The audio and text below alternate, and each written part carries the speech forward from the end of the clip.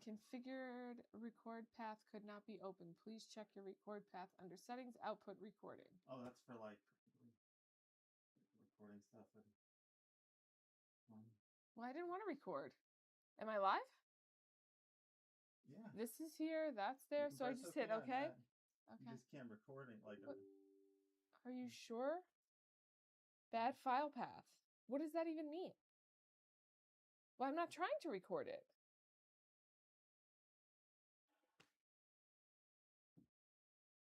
So you have to do this? So you can't change it. It's not. Oh, there you go. Go away. Is it going to come back? You're on. See here. And that's yeah, I see that one. But I should... don't see anything over here. So the only way to check now is do it this way. I have to put it on here anyway so that I can see any chat that's going on, right?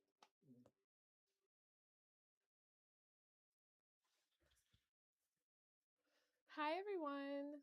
Today I'm going to be making my Link cosplay, and I'm going to be doing it live. So I'm just going to be assembling all of the pieces for the tunic. I'm going to be doing, I have the chainmail pieces cut, and I also have the pants pieces cut for the cosplay, and the hat.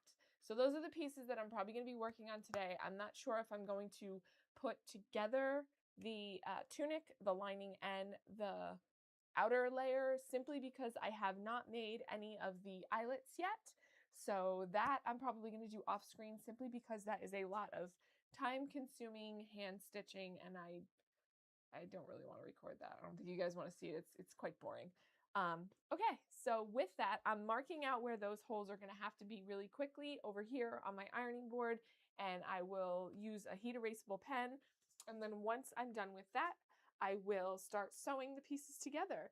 And if you didn't see my prep work video, it's linked in the description. If you guys want to see that, you can go and watch that. That's where I show you how I made the patterns for the armbands, the boot covers, and how I prepped this tunic.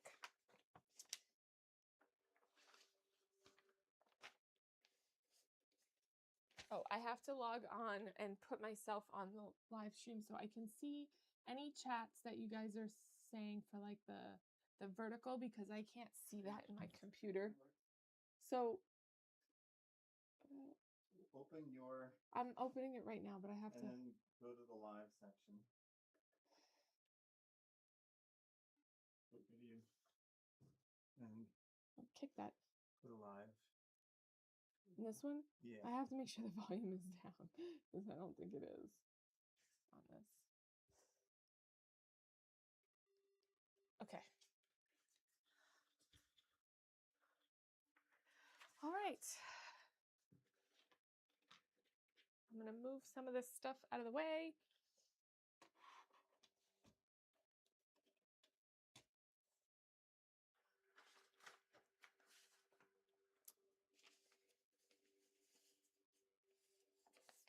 So here, like I said, I'm just marking where these little eyelets need to be sewn in the tunic here with a heat erasable pen, so that, because I think I ironed it after I did all of the embroidery, and it got rid of all of the markings that I had previously put on there.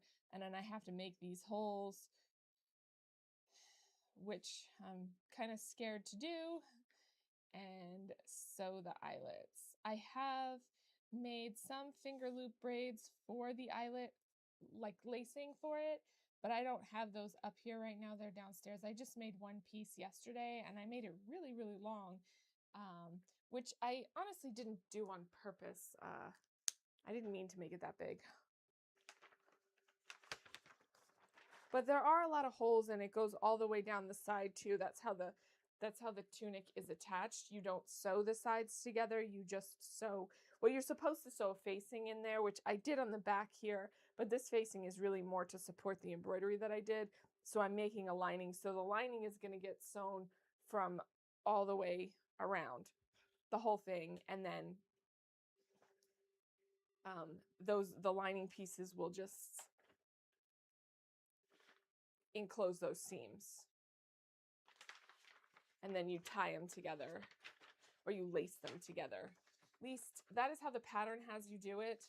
And I am not 100% sure because it is a video game, like how it's actually done in the video game. Like you can't really tell, but it looks cool that way. So we are going to do it that way. And I'm going to deviate only slightly from the pattern because, like I said, in the pattern you have a facing in the back, which is how you contain all of your raw edges. And I'm obviously not going to be doing a facing because I have a facing on here, but the facing is really just to help give some structure and support to the embroidery that I did. So it's not going to contain anything because it's already on here.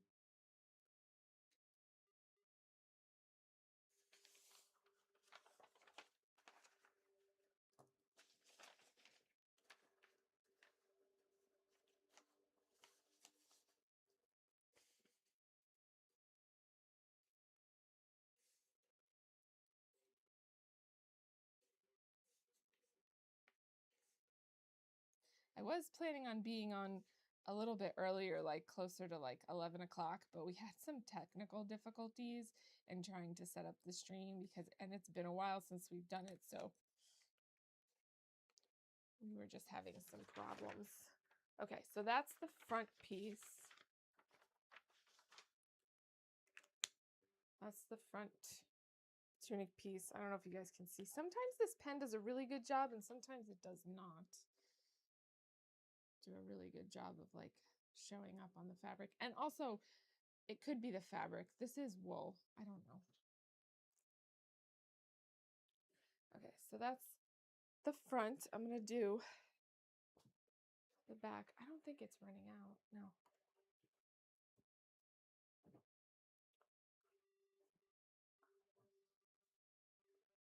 So yesterday I also did cut out the fabric for the pants, and this is the fabric that I'm using. It's just like this tan twill. And then I was freaking out because I did a test. So this is the stretchy material that I talked about that I bought for the undershirt. So it's not this, it was actually white. So yesterday what I did was I did a test on it for dye, and I wanted to see if it was going to take it because it has rayon, spandex, and cotton in it, and the dye that I have is a fiber reactive dye, which only works on cellulosic fibers. So I was not 100% sure that it was going to work on this. So when I did the first part of the dye job, it has you put it in for 10 or 20 minutes, right? So you put the dye, you paste up the dye, you get everything set up, and then you put the fabric in there and you let it sit in there for about 20 minutes. And after those first 20 minutes, you take it out and you put the fixer in. And when I took it out after the 20 minutes, it barely looked like any color had shown up. And so I was kind of freaking out because I was like, oh my God, this isn't taking. I don't think it's gonna look good. And so I went on Mood's website and found some fabric that was a closer match to that twill, and I bought that. And then at the end of it, when I took it out and let it dry, it actually almost perfectly matches. So I'm a little bit pissed because now I bought more fabric that I may or may not need and may or may not match, when in reality that was actually just fine. The dye actually worked pretty well. And it took, which is a relief because, like I said, with the spandex in it, it's only like 6% spandex, but I wasn't sure if it was going to take the dye because spandex is a synthetic and you need synthetic dye for that. And fiber reactive dye is not a synthetic dye. So I was pleasantly surprised, and now I'm not sure what I'm going to do. And since it was already so late in the day when that all happened, I didn't have time to actually dye the fabric. I have to dry it. It has to be dry to weigh it, and then it has to be wet to go into the dye bath. So, oops. I ended up drying it so that I can weigh the fabric, but then I'm going to have to put it on a rinse cycle in order to put it in the dye bath.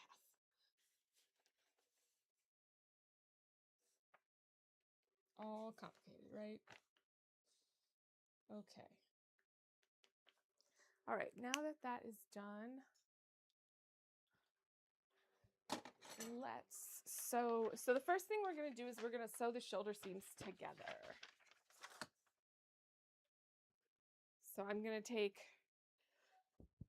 right side and right side of these shoulder seams, and I'm going to pin them together and sew them together.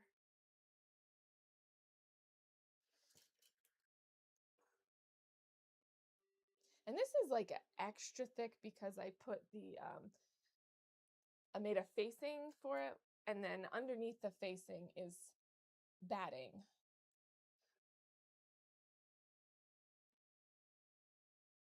And I believe this is at 5/8 of an inch seam allowance, but let me double check on my instructions here.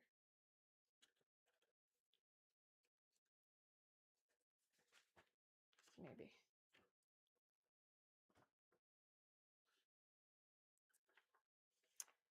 That does not say. Okay, well, I'm going to quickly measure this so I can make sure that I have the right seam allowance. Yeah, it's 5/8 of an inch. Okay, so I have my machine set for that 5/8 of an inch seam allowance, which I bought this this seam allowance gauge thing from Amazon to kind of help. Sometimes I will put like tape. You can just put like tape on your sewing machine too, and that helps you to kind of know exactly where. The sewing machine has marks on it. This particular sewing machine has a 5/8 of an inch marking on it. However, that only is 5/8 of an inch if the needle is in the first position. And I like to sew with the needle in the middle, so that mark is irrelevant. That mark would be less than 5/8 of an inch. We don't want it to be less than 5/8 of an inch seam allowance. So I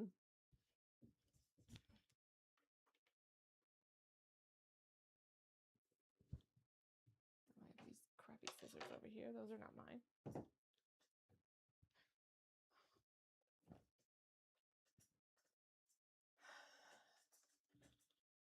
And I'm using like a quilting needle right now for the sewing machine because I'm going through batting and everything. So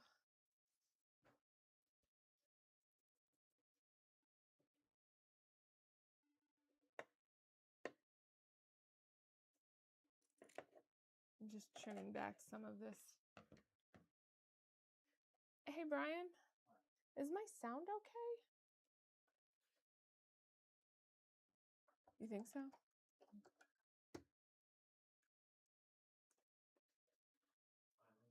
Okay.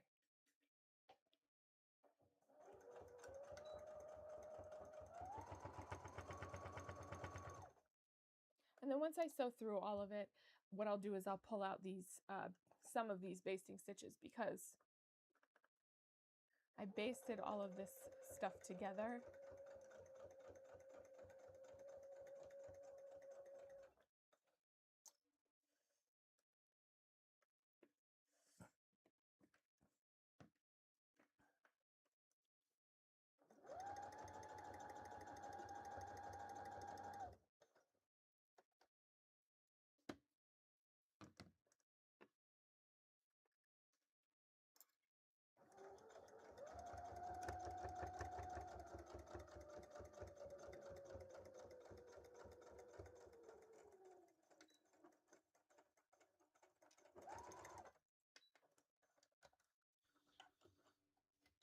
Okay, one side is done.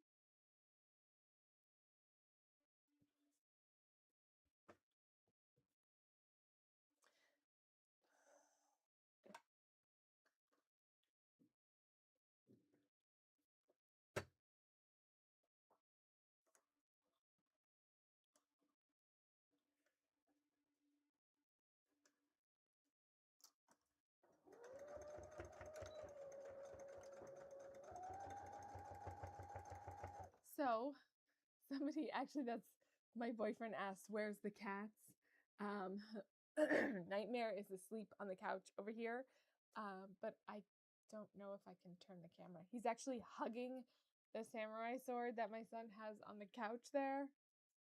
It's super cute. I don't think I can get a shot of him right now. Let me see if I can turn my camera after I finish the seam. Let me see if I can turn my camera real quick.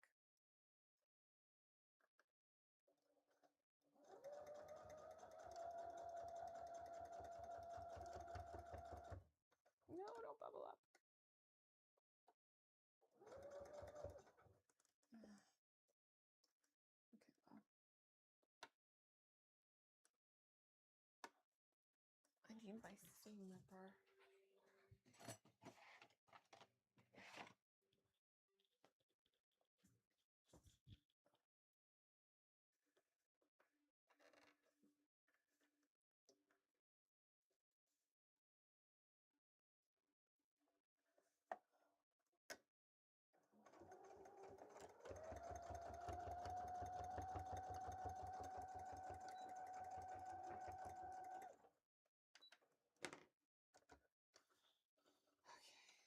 Let me see if I can turn it so that you can see Nightmare.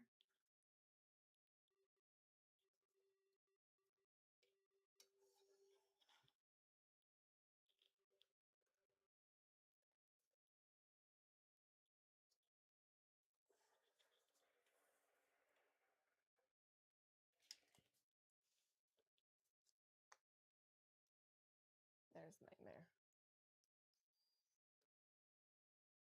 Sleeping on the couch.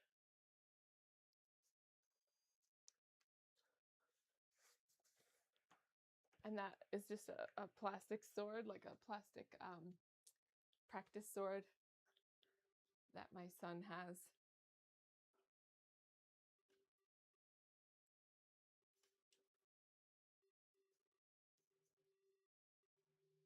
Oh, I hadn't zoomed it all the way in. Okay.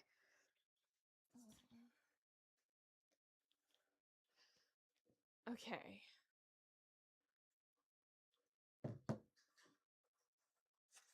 Let's see. So the next steps are to do the facing, which I'm not going to do.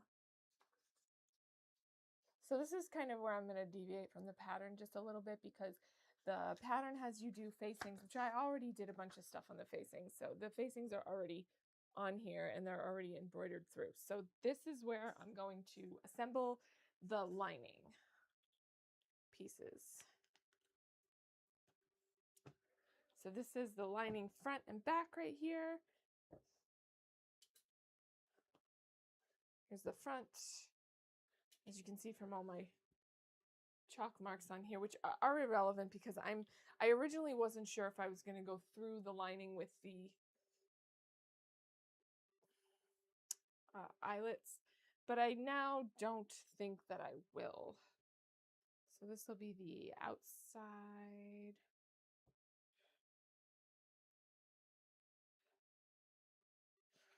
This fabric doesn't have a right side, wrong side to it, so I'm just going to put right side, wrong side. It's kind of hard to tell. There's really like no difference, so I'm going to just pick a side.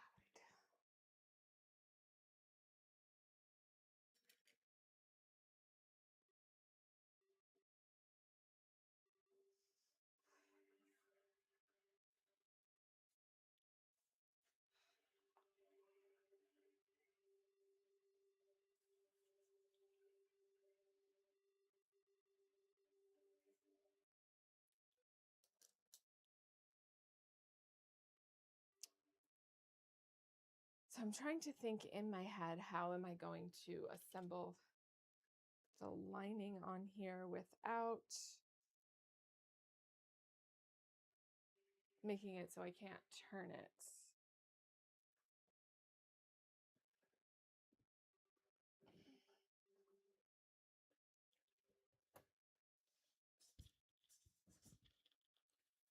Okay, so this is just lining pieces here.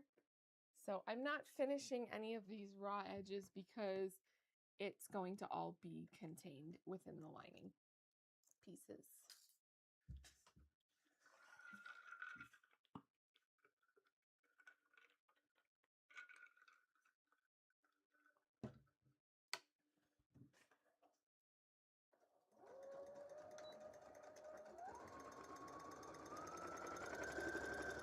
Okay, calm down. Sewing machine.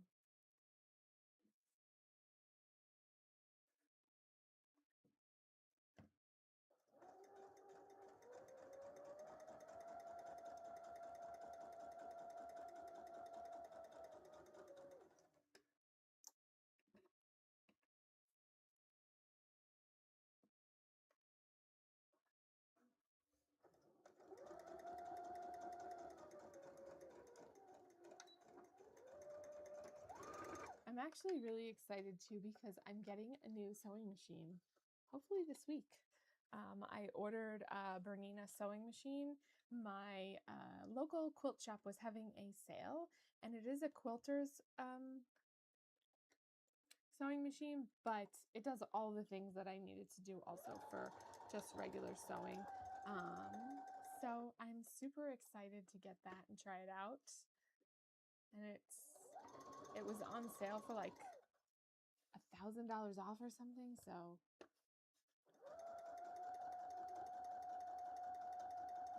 and if you guys didn't see my video, I have entered into the cosplay competition for, I can't remember what the name of the contest is or what the name of the convention is, but it's going to be in San Antonio, and I have entered this in, so there is a deadline now. I have to get it done sooner rather than later, and I've put extra pressure on myself, of course, to do lots and lots of things. Let me fix my camera just a little bit.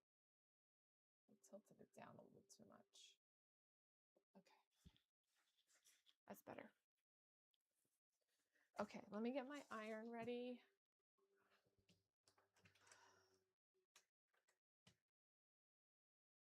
Oh.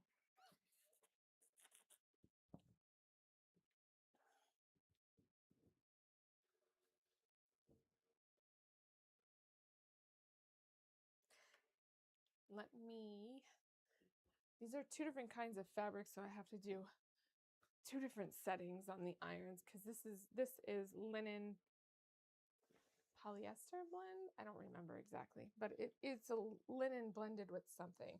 So it's not on the same setting as the wool. Munchy.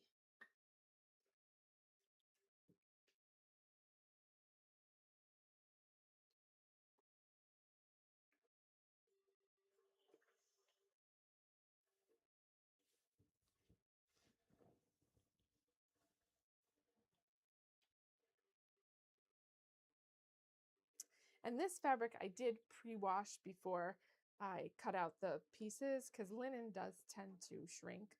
Wool you can't really wash. You are not supposed to get it wet. It will absolutely shrink if you wash it. Oh. I don't remember if this is a chalk or a heat erasable pen. I'm not sure. Okay, so this piece is ironed. Now I'm going to put it to wool.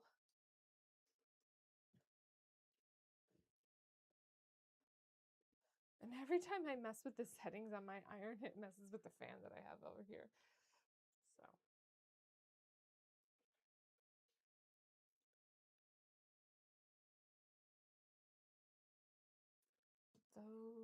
I'm just going to pull out these basting stitches that I have here.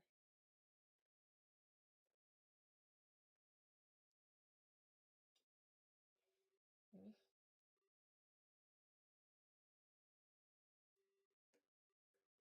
Or not. What is going on here? What are we doing?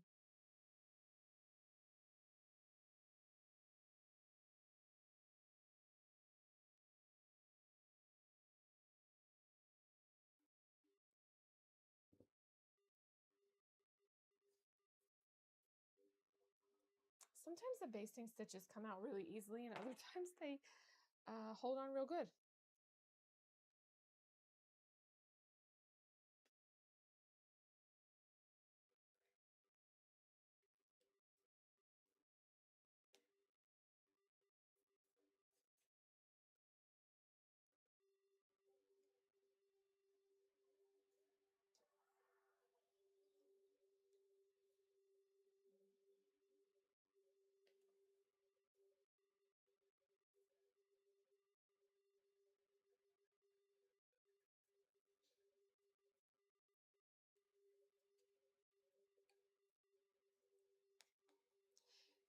This basting thread actually just breaks off really easily.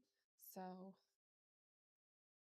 and it's designed to do that so that you can easily pull the stitches out or rip them or whatever you need to do, like to just cut the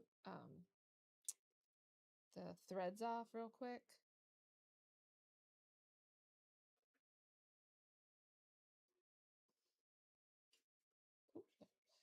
want to do that.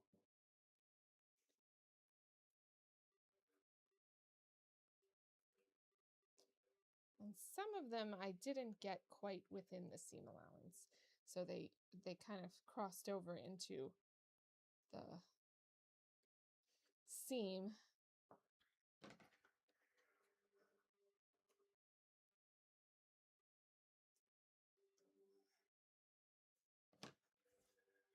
Okay, so now I'm just going to press these seams open, the seam allowance open here. And for this, I need my clapper. Ouch.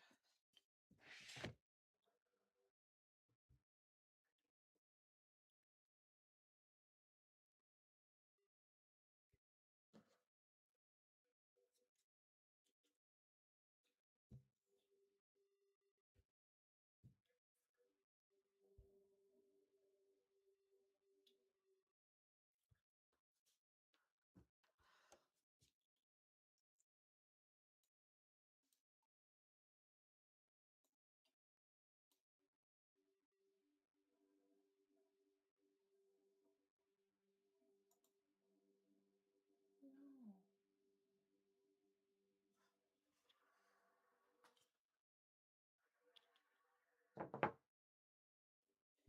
Hey, Brian, my chat's not working.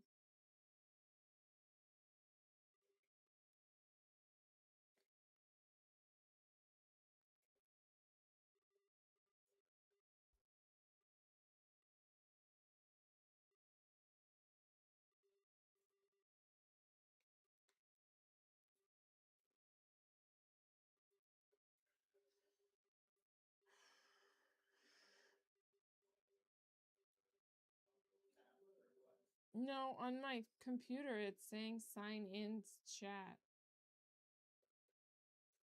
Like for the YouTube chat, it's not showing anything. So. Are you gonna sign in or leave it on there while it works? Heck is texting me. Oh, my package has been delivered. Stop section here. I gotta. Shut up.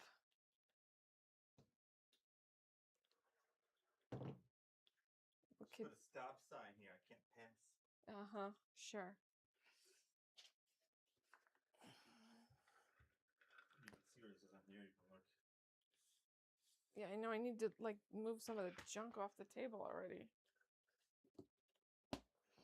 And grab my mouse. It says like Google for my YouTube. Yes, probably.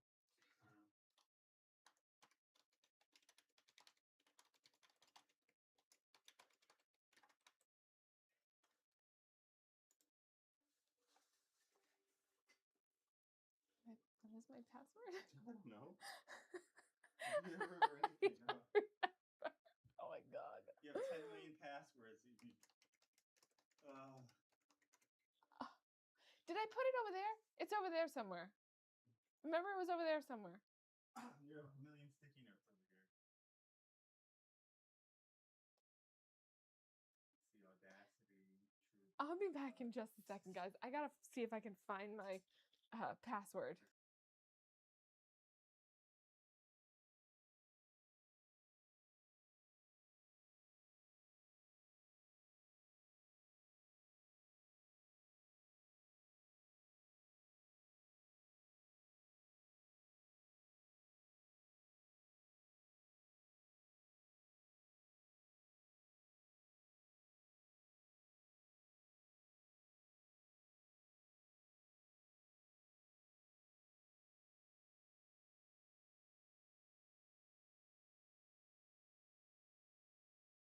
Okay, I found it.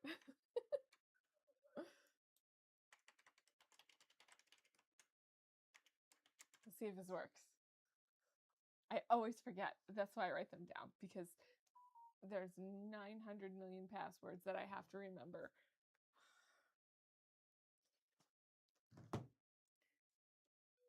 No. Skip. Brian. Shush.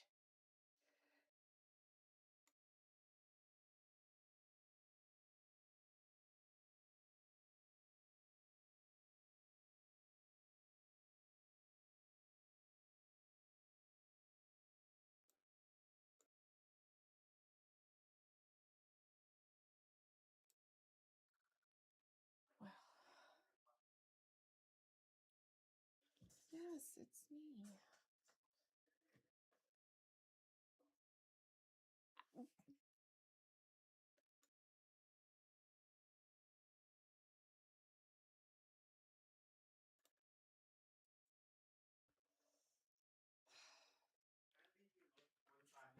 No, not at all. Well, because there's nothing here. It doesn't show anything.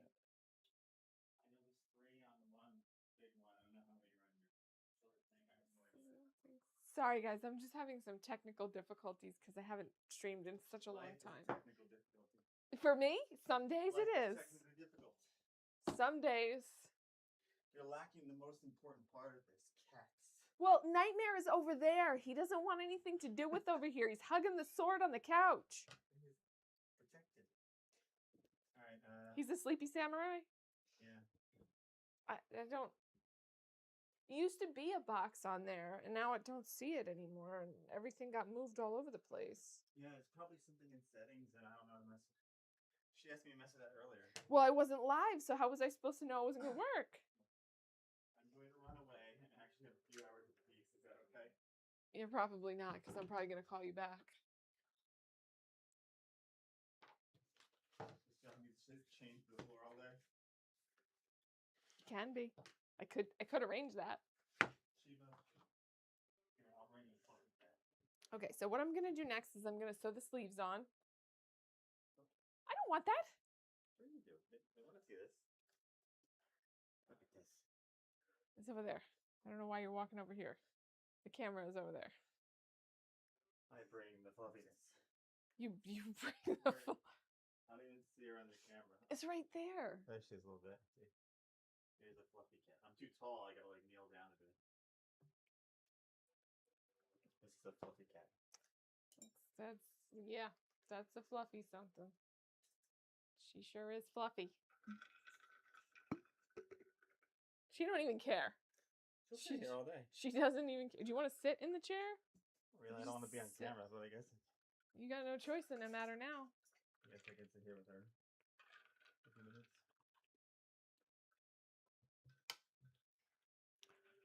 Now I'm sitting with a cat. It's great.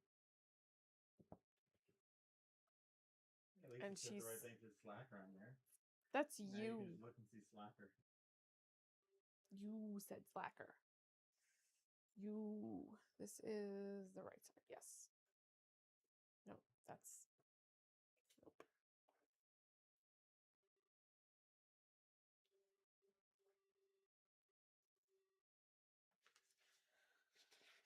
Yeah, you have a cat here.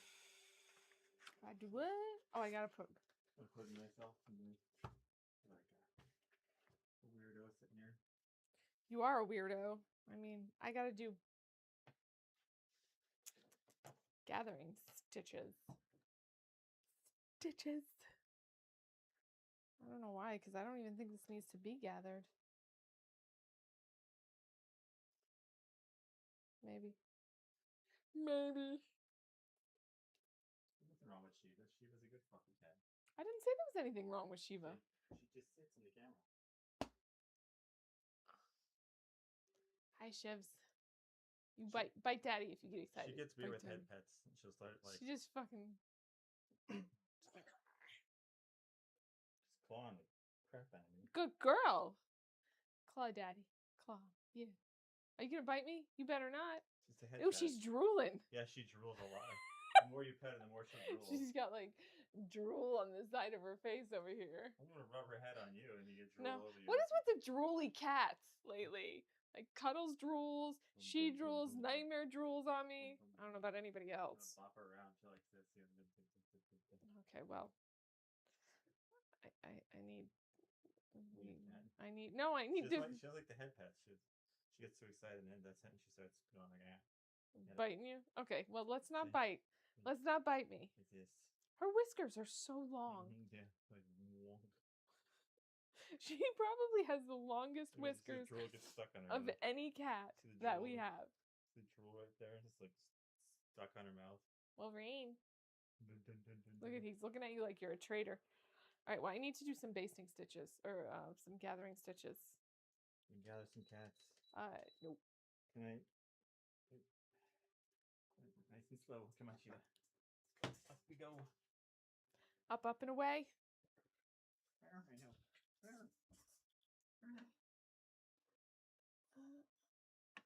Two rows of stitches along the upper sleeve arch of each tunic sleeve. It doesn't say. Like for your bells. No. Let a drooling cat. No. Good.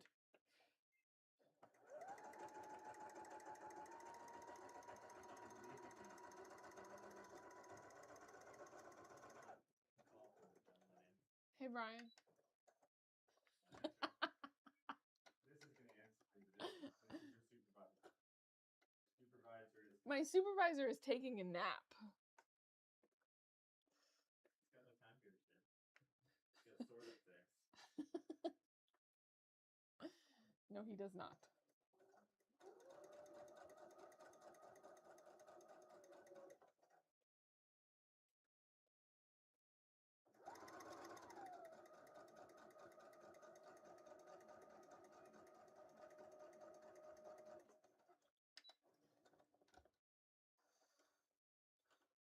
Okay. Let's do the other side. I marked all this stuff on the wrong side of the fabric. Oh well.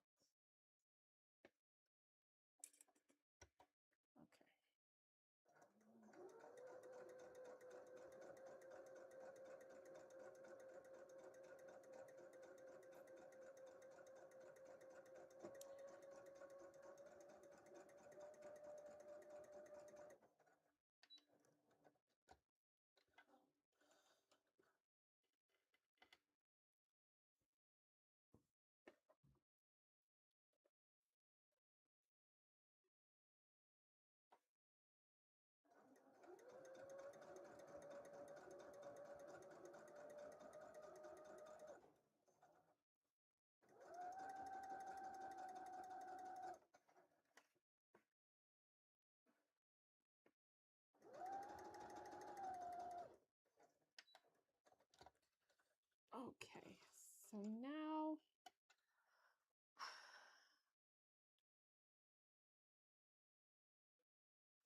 is two sleeves in place using the marks and the guide to installation. Sleeve part that meets the front tunic piece. VV indicates the marks that that is the back.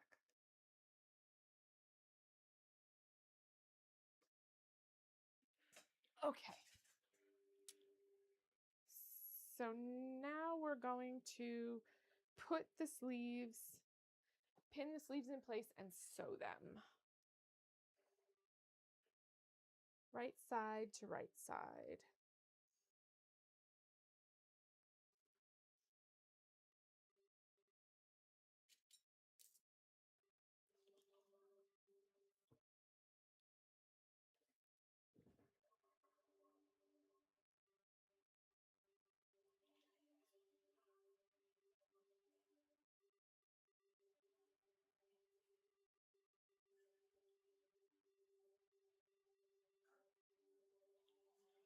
And then these basting stitches, or not basting stitches, I guess easing stitches, gathering stitches, whatever, are there to ease them in if you need to ease like the sleeve in if it's a little bit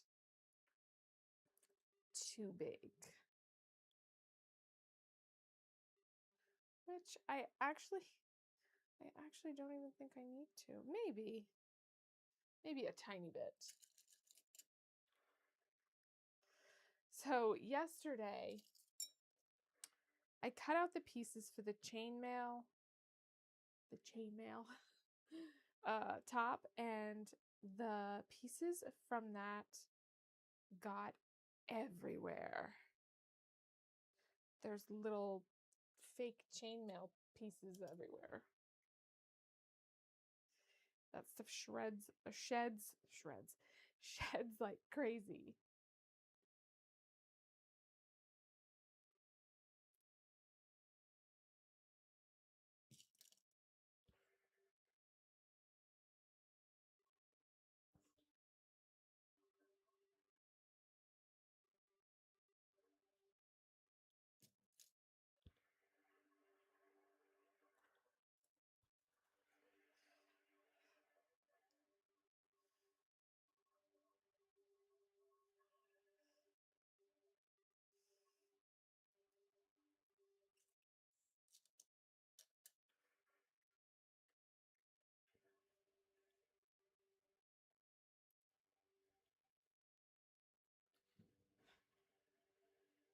So I actually don't feel like I need to ease this in at all. Like it flattened out pretty well.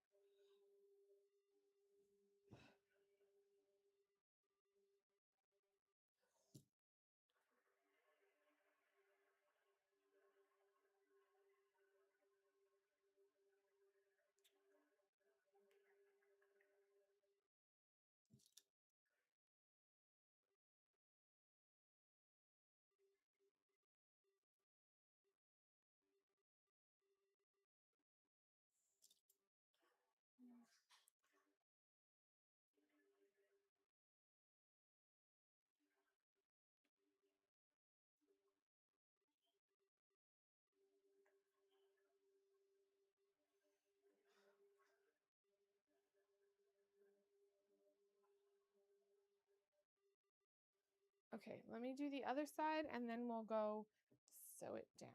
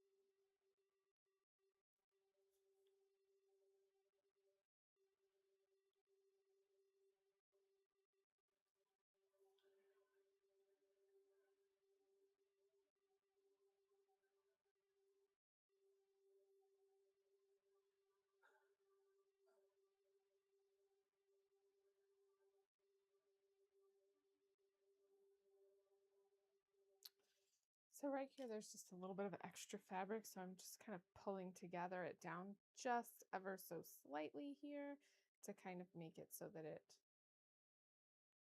fits in there correctly.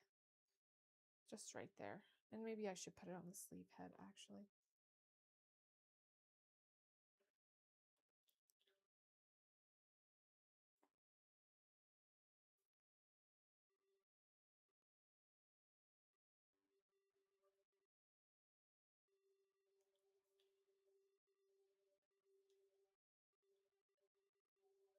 Let me check the other side and make sure I don't need to gather anything else down. I just need one more pin here to hold this seam allowance open. All right, let's check the other side and make sure that it doesn't need to be eased at all. Just a little bit.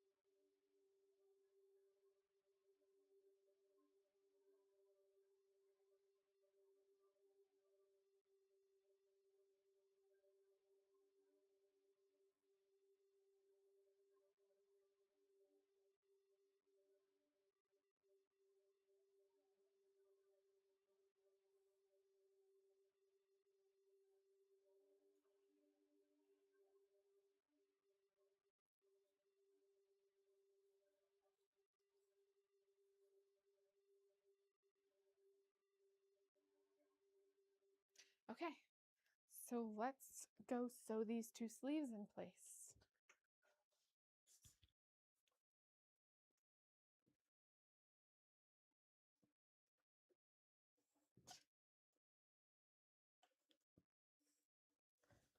Woo. I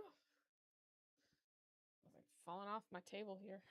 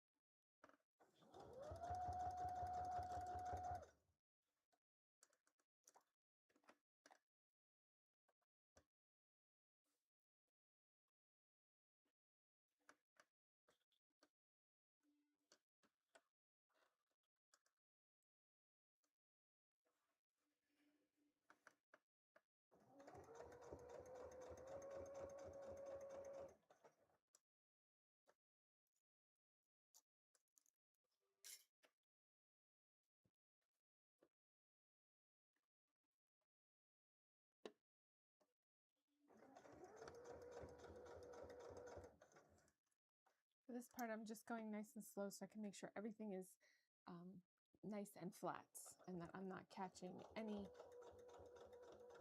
that I'm not supposed to be catching.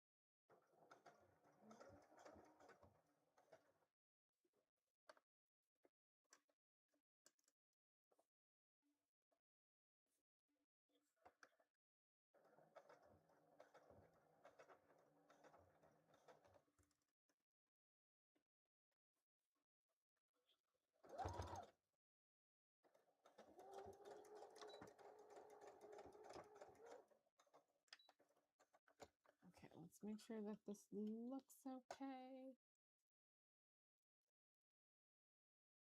It's a little bit of a weirdness there, but that's all right. I can go back over it. Okay. Oh, God. I just sewed it with a stitch length of 5. Well, that was just so silly of me. I have to go over it again because that is not going to hold.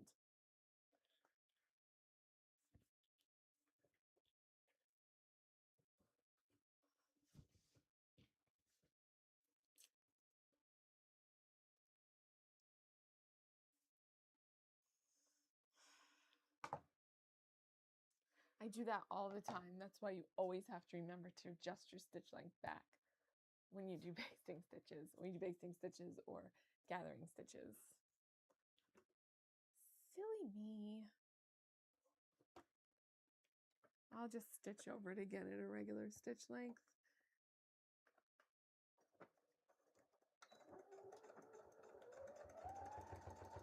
It's good to reinforce the sleeve anyway. That wasn't what I was going for.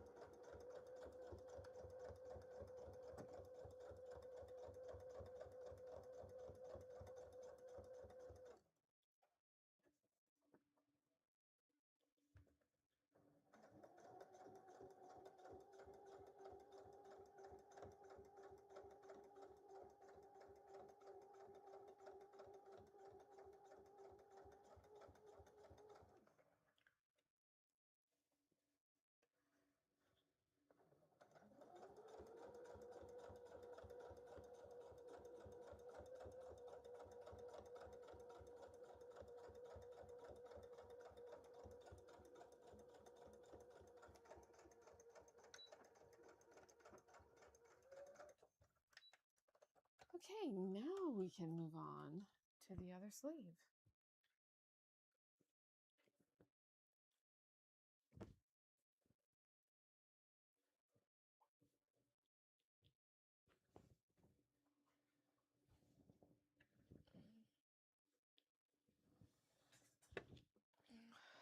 This is quite heavy.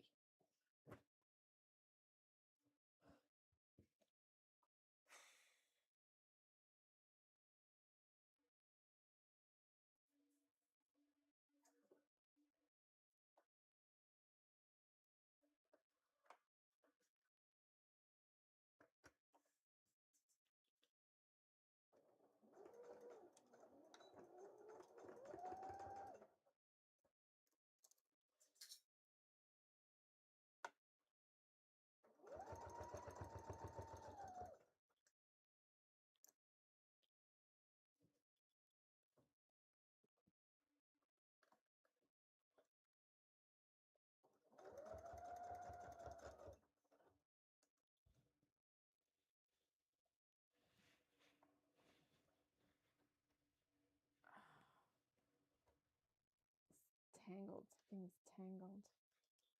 What the heck? Oh, there it is. Okay.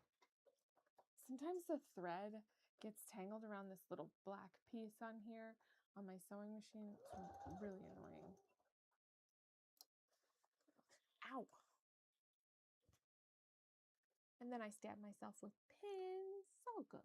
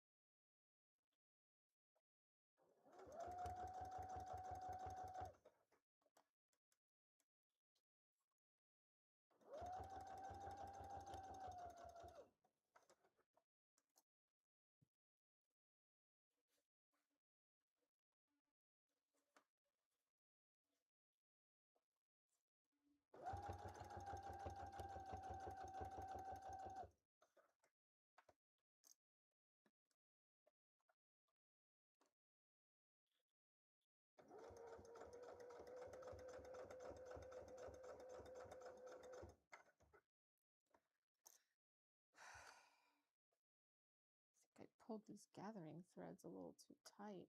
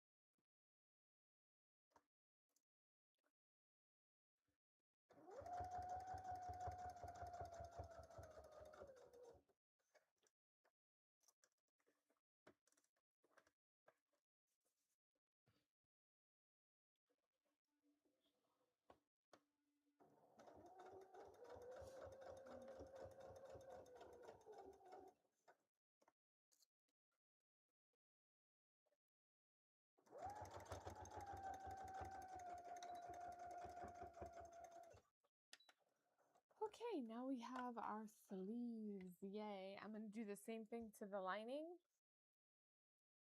And then I don't know what the next step is. Let me trim off these gathering threads.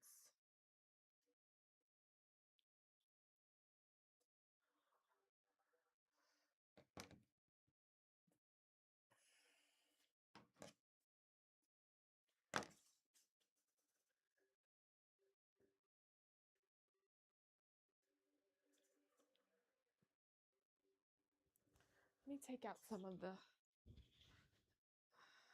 basting stitches too, because I do have basting stitches all the way along here. So I'm just going to pull these basting stitches out.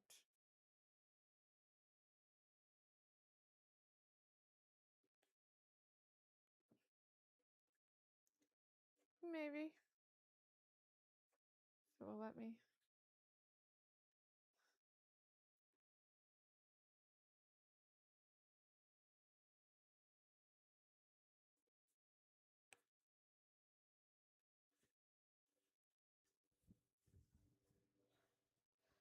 Sometimes it shows through on the other side.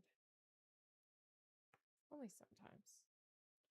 I guess if I didn't get it right within the seam allowance, which, you know, sometimes I didn't.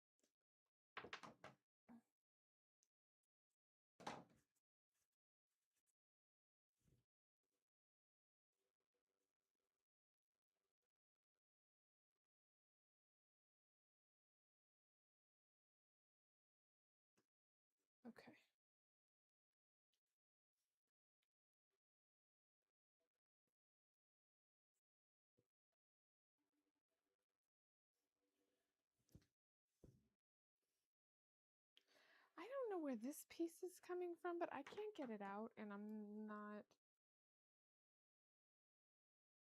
super concerned. I don't. It's not showing through on the other side, so I'm not really worried about it. Okay. And now the batting is tacked down, and the facing is tacked down on the inside too, so that's good.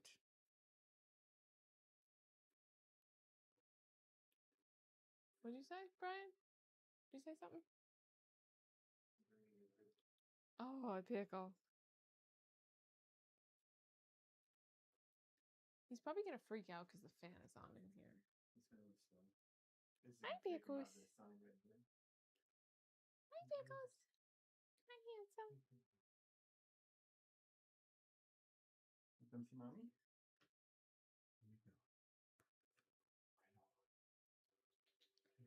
Hi, Pickles. I don't think you can see him on the. And now he's over here. Is he looking at the camera? He's looking at the fan. That's my pickle boy. The camera a little bit. That's our other kitty. Hi, Pickles. What's wrong? Hi. He likes being just afraid of everything. It's noisy in here, Pickles.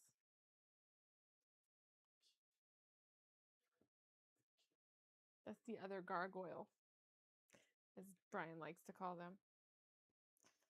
Let's look at the camera. Hi, Pickles. What's wrong? Point at him. Just turn it. This? No, no, no. Turn. It's all right. Just leave it. No, it's not going to move because everything is locked. Yeah. On that tripod. Listen. Hey, Pickles. He wants to be over here instead of there. The camera's. He's just out of the frame. Hey, Pickles. Hi, Pickle Bear. Can't see him in here though. Yeah, you can kind of see him in the camera. This is the pickle. He's leaving. He's out. He's out. He says Los. Pickle out. I brought him from downstairs. This thing is still alive to the world here. Passed out over there?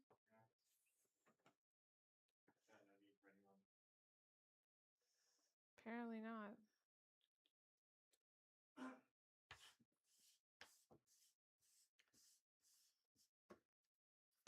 Nightmare is still over on the couch sleeping with the sword.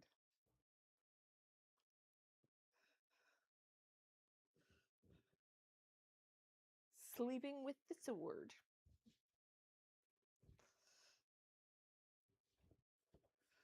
Where did I just pull those stitches? Is it over here? Oh, yeah. Okay.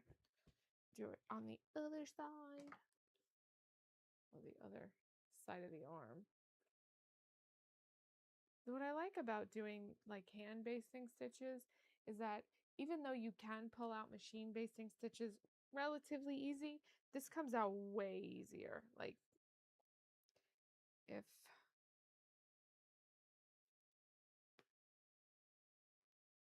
I just grab, well, this one's stitched over, I think. Shoot.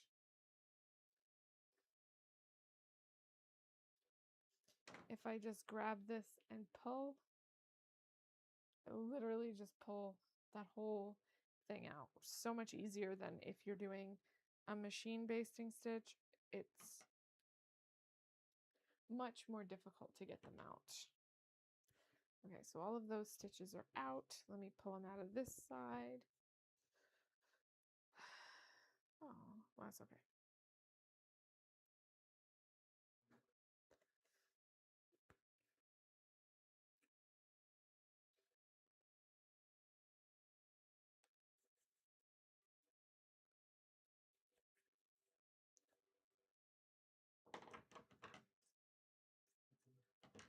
Huh? Are you talking to one of the cats?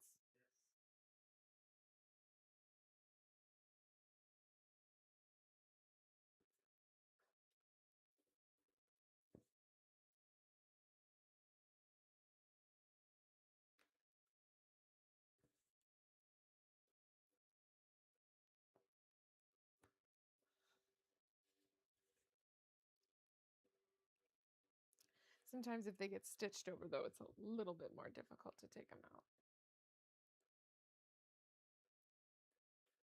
Which was why I was trying to make sure I got it within the seam allowance, but you know, sometimes it just doesn't work out that way.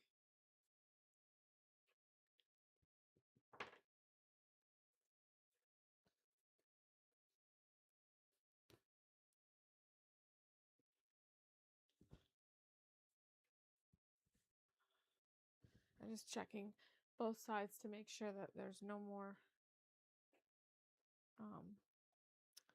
basting threads showing on the other side of the fabric when I pull it out.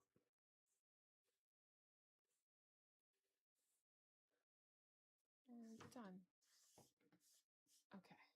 So I still have basting threads in here and around the neck hole, the neck, until that's, oh, sorry, I didn't mean to hit my microphone.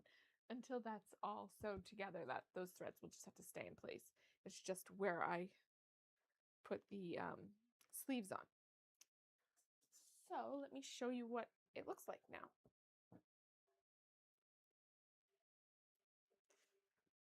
So this is the outside, and this is the front. Oops, I'm flinging stuff everywhere. So this is the front of the tunic. You can tell by the little V-neck here. And then this is the back here. I don't know if you can see it. This is the back. And here is the sleeves. So here is my sleeve for this side and then the other side. And like I said, this is not all going to be encased until I put the lining on it. And you can see all of my hand embroidery as well. Possibly. Okay. All right, let me get the lining and we'll do the same thing to the lining pieces.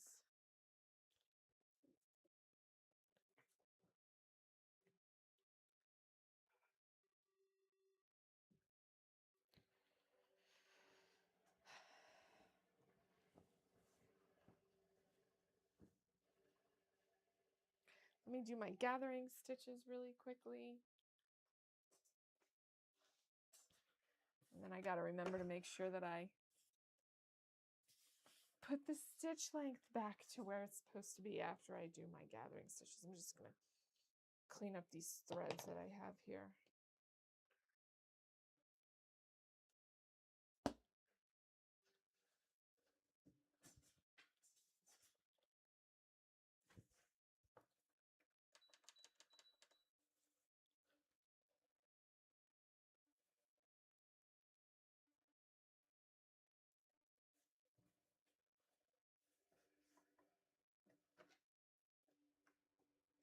Oh no, not there. I'm like trying to make gathering stitches all the way to the end of the sleeve, but no, it just needs to be in between the two notches.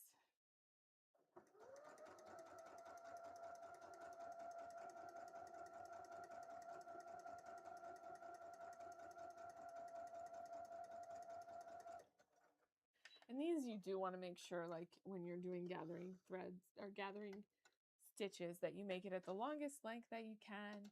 You want to make sure you leave the tails long also. So if your machine does like a cut, you don't want to cut the tails, you want to leave them long. This machine doesn't do that, but my new one will. I'm super excited about that.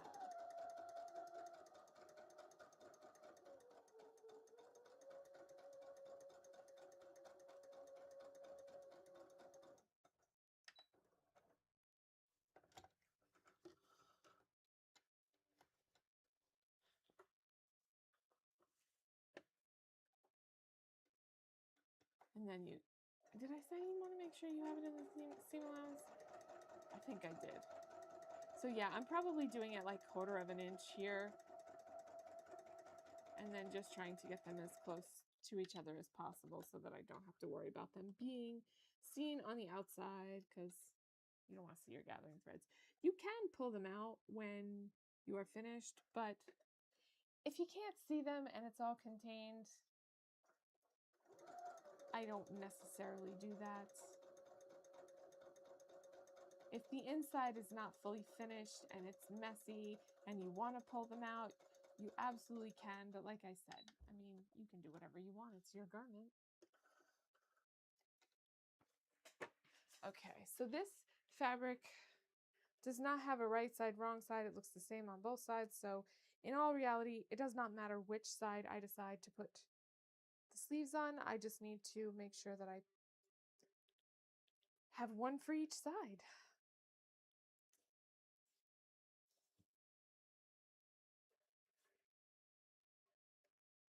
And since you don't have to sew together like the tube and make it into a tube, it doesn't really matter.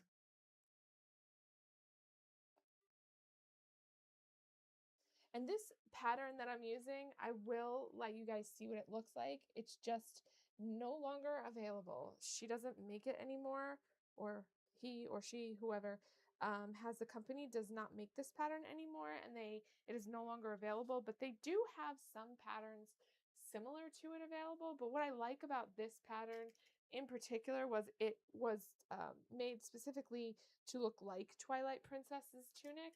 And I bought it several years ago because my son wanted to be to be Zelda one year for Halloween. Oh no, he was in, I want to say it was like 5 years ago. So at the time, they did have it available, and I found it and I bought it. And the reason why I like it is because it has all of the little holes that show you how to lace it. And I didn't see anything else at the time, and I don't know if anything else exists because the video game is quite old.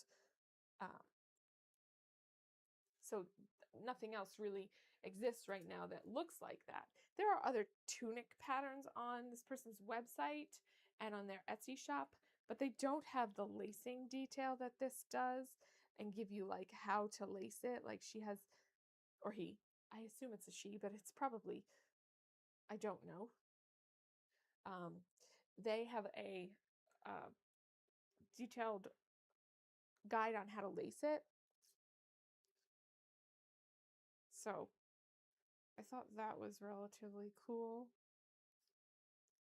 But with them talking about, well, there's rumors of like a remake and all of that stuff. And with the movie coming out, I don't know if you guys have seen any of the pictures from it, but his outfit does kind of look like the tunic from Twilight Princess, though he has two bracers and Twilight Princess Link only has one bracer. So I don't know. I'm excited to see what the movie's gonna look like. I don't know about you guys. And I'm excited to see what they're gonna do for the anniversary. Is it 40 years? I don't even know. It's old. Probably is 40 years. I gotta look it up now because I'm curious.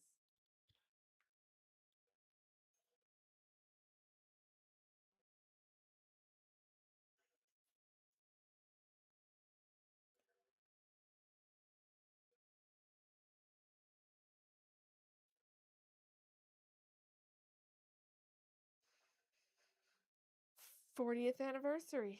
Yeah, it's 40 years old. Makes me feel old. I'm hoping they do a remake on Twilight Princess. I started playing the game. My boyfriend has the Wii U, and I started playing it.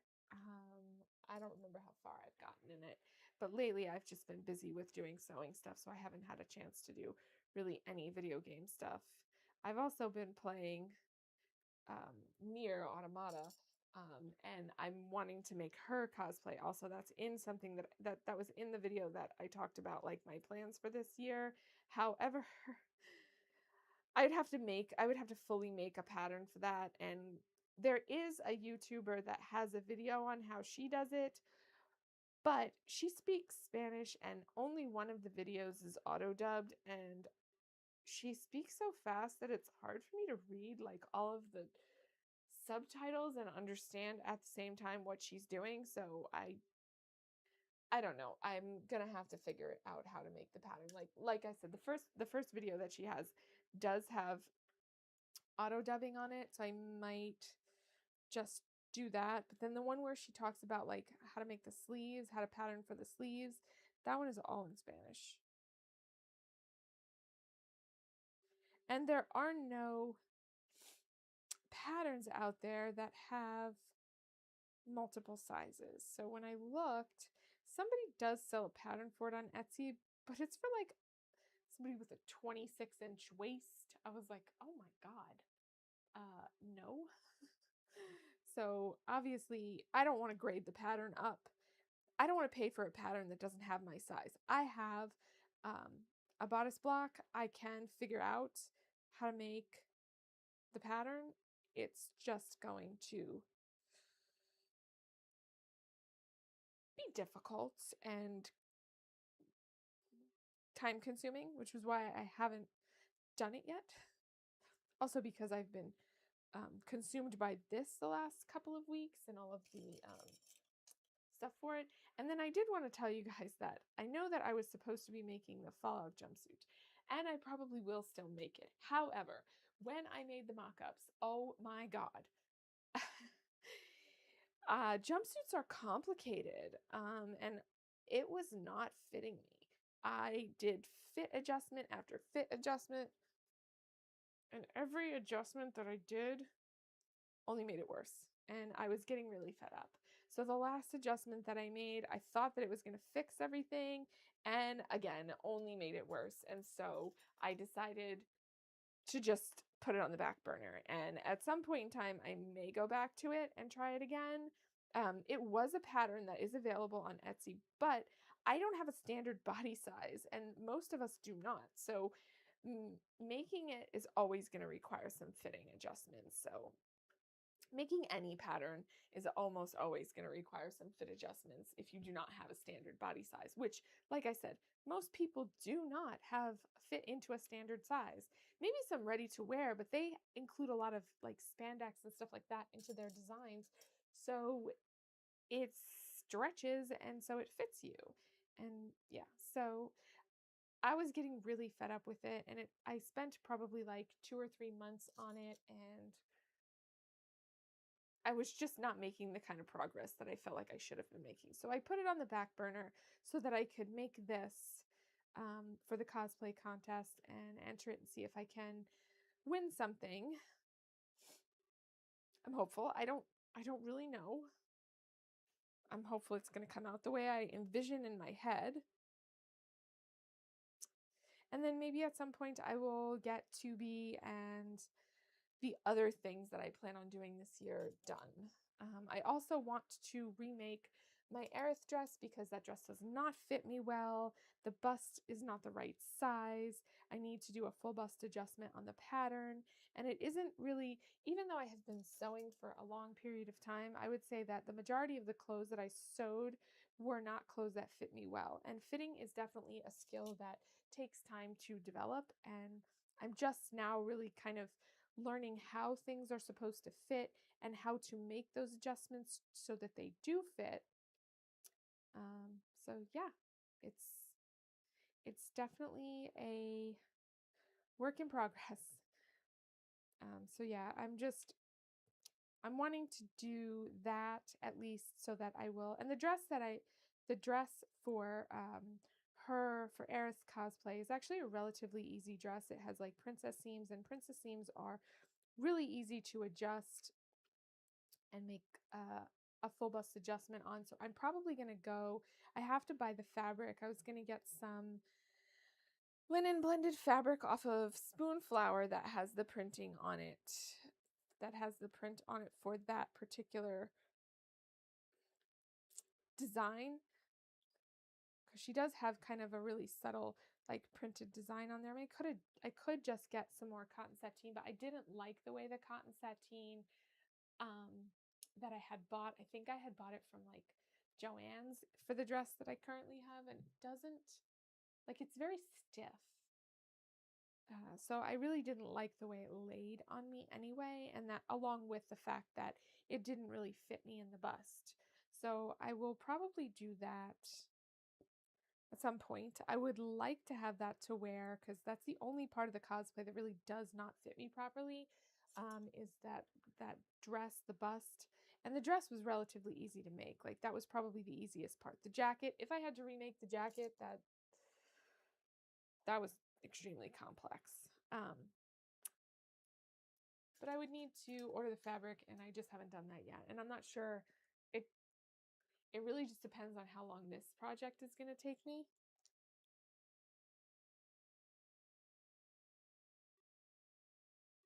On whether or not I'll have enough time to do the dress before the cosplay, before the convention.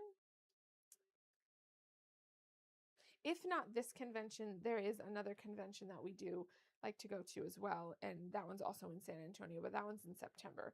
So if I can't get it done for this one, I should absolutely be able to have both the dress and the staff done for the next one. And I'm really hoping that I can actually have like something to wear, and maybe even the to be cosplay. I don't know.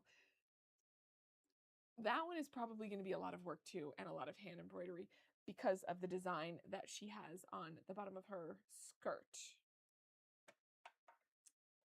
And then also like up here, there's like a little bit of a design there.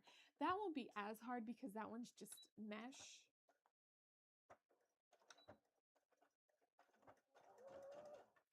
We shall see. I really would like to get all that stuff done this year. I have a whole bunch of videos already ready to go and done for the next couple of weeks. So regular videos and stuff. I just need to get this done first, because I'm on a deadline with this, because it is actually entered into a costume contest or cosplay contest. So it needs to be finished before I can move on to something else. And that is kind of freaking me out, because I've never done that before. I've never entered anything into a contest before. And then I do whatever if this wins something, I might do something else for the one in September to enter into a contest.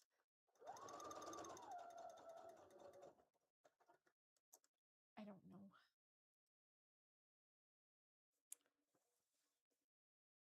We shall have to see how it does, because I would really like some feedback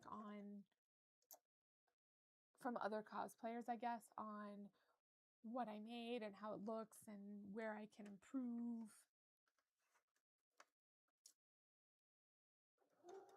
Because when you go to conventions, if you make your own cosplay, even if you know it's not the super greatest quality, lots of people will, if they recognize your character, they'll be like, oh, that's really nice, and I like your cosplay, and that's great. But I don't know, it's great, but at the same time, like, I know where all of the errors are, and I see all of the problems, especially like with my Aerith cosplay, that it doesn't fit me quite right. And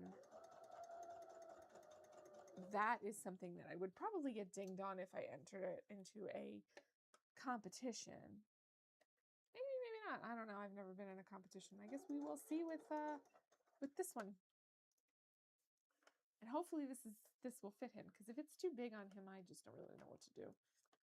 He was saying the mock-up was a little bit too tight, and so I made it a little bit bigger, and then he tried it on again, and he was like, oh, this is better. And I was like, I didn't do anything to it. So, but I had already cut out the bigger size and started on it, so I was not going to be able to go back and fix it or make it smaller. It's like, it is what it is at this point. If it's too big, it's too big.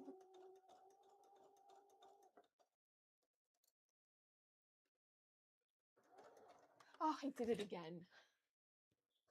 Oh my God. It's on 5 again.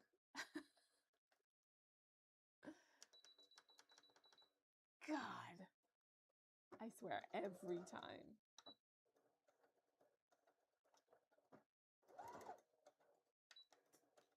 It's just proof that no matter how many years you've been sewing, you always make stupid mistakes. So I guess I'm going to stitch this one twice too.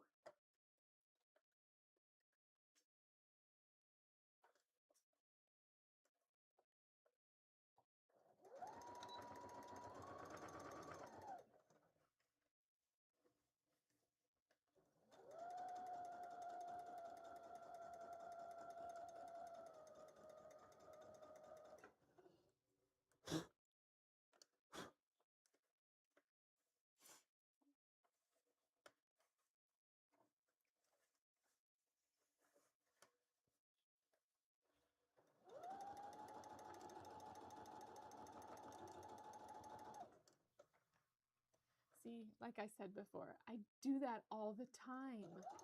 All the time.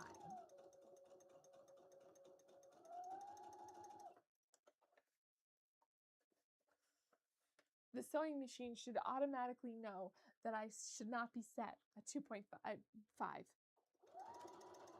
Why don't you fix it? Stupid sewing machine.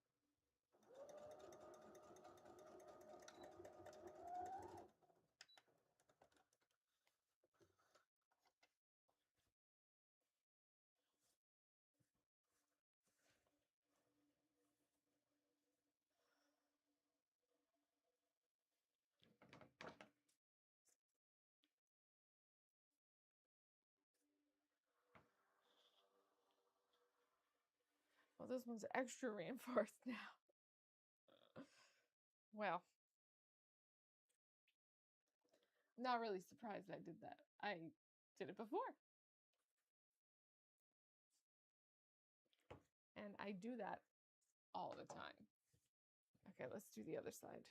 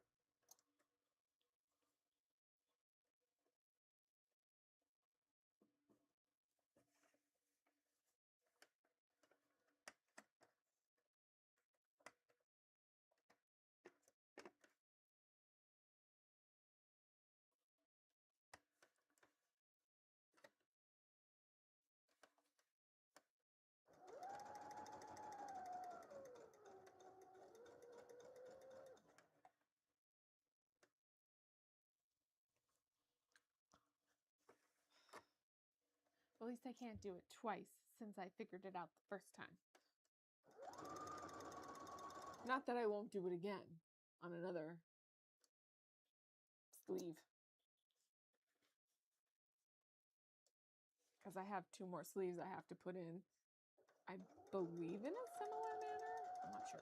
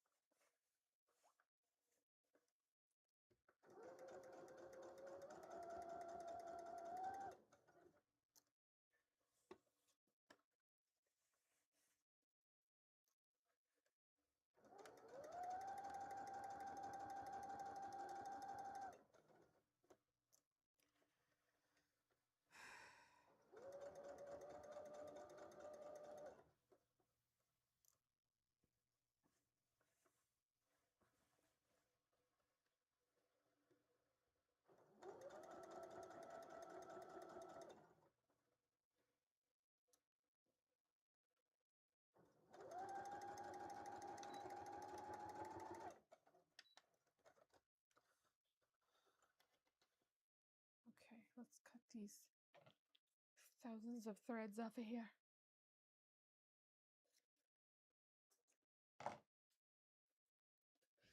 All right.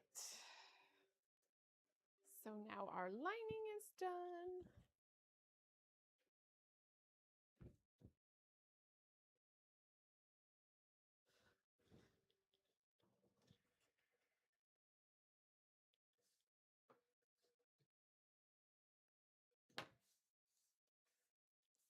All right, let me see what we should do next. Oh,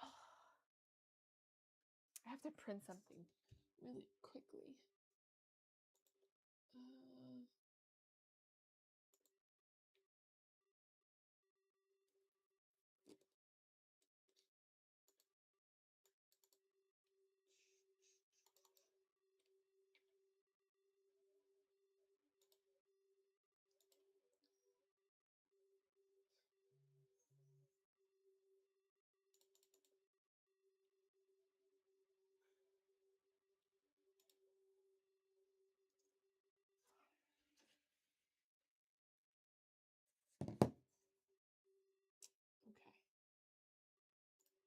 Okay. Close that.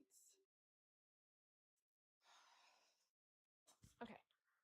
So now that I've done most of the top, I think the next part of it is to sew the two pieces together while it's telling you to do the facing. I already did that because, so the next part is to sew both the facing, which I'm not doing, so I'm doing the lining, and the fashion fabric together. But I'm not going to do that right now because I need to still embroider on the sleeve, which I don't think I can do that until the sleeves are together either.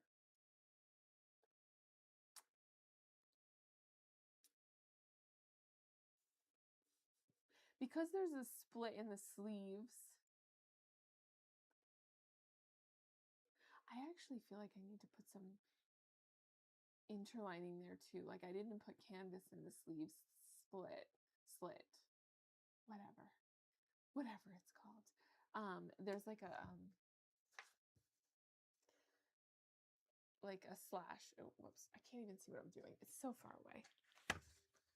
There's a slash in the sleeve here that you are supposed to sew around, up and down and back around and cut this. So and then on either side of that slash is where you also put the eyelets for the sleeve because it has eyelets. I don't think you can see it in this picture, but there is like a little sleeve detail there as well that you put on there, which I'm not going to do that right now either because I have to make the eyelets first. So I'm going to have to cut out some batting and make a facing for the sleeve because of the eyelets. I need to reinforce that before I stitch this together. And I also need to just do the eyelets as well before I stitch this together.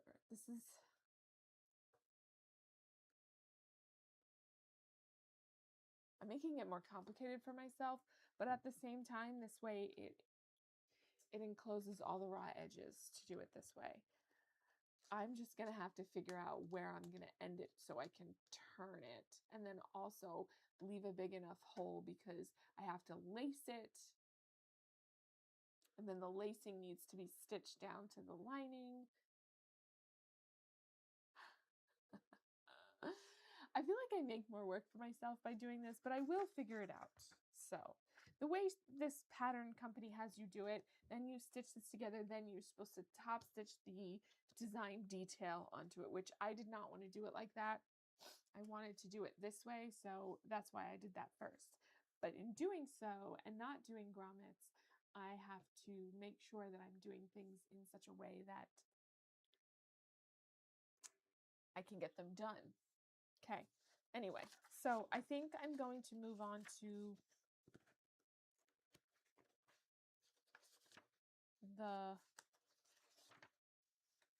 see, she has like this pattern company has like a bunch of instructions on how specifically to lace it. And then also like this little dotted line here is where you would stitch it down. Okay, so I'm going to skip all of that because that is not going to happen until everything is pretty much done. And then, yeah, here is a finished picture of what all the lacing will look like. So you have all the lacing on the top here, on the sleeve, and along the sides.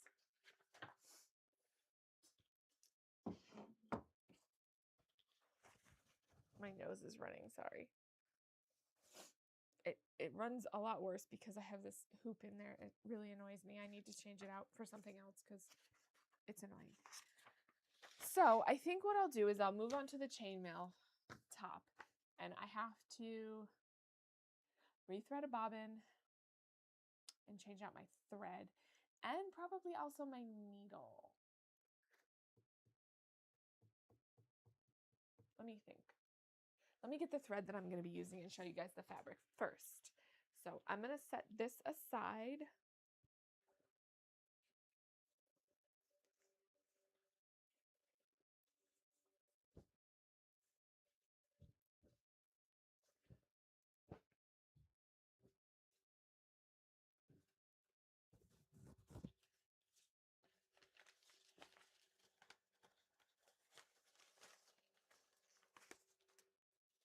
Oh my God.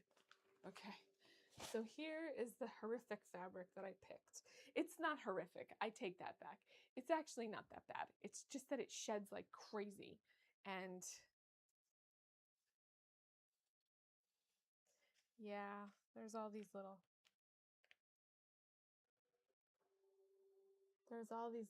pieces on here from it shedding. I don't know if it's focusing on my hand or not.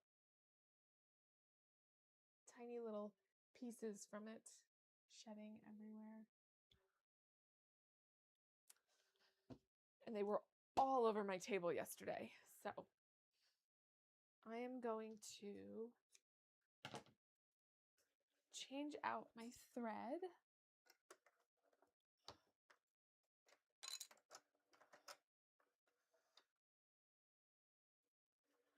And my bobbin.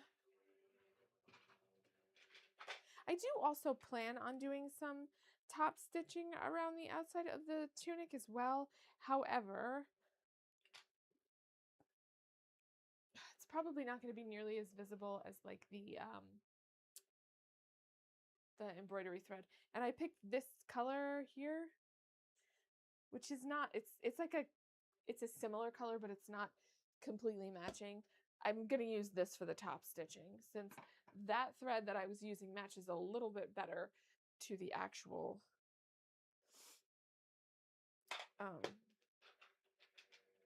color of that fabric. I gotta find some bobbins really quickly. I tried to reorganize my sewing room and I think I did an okay job of it. Like everything has more of a place than it did before. It was kind of a mess. It would spend 5 minutes looking for things and not knowing where they were. So it's a little bit better. So I'm just grabbing a bobbin, and the gold thread that I have, I bought from Mood Fabrics, and this is what it looks like. It doesn't match exactly. I was hoping it would be a little bit closer, but it's good enough. And then I think I need a stretch needle for this because it is a stretch fabric, but it's so holey. I don't really know if it matters. If I'm being totally honest, does it really matter if the fabric is mostly not got much consistency to it? Let me move some of this stuff so I can look through my box of needles. Stretch. I think a 7511 would be okay. Let me look.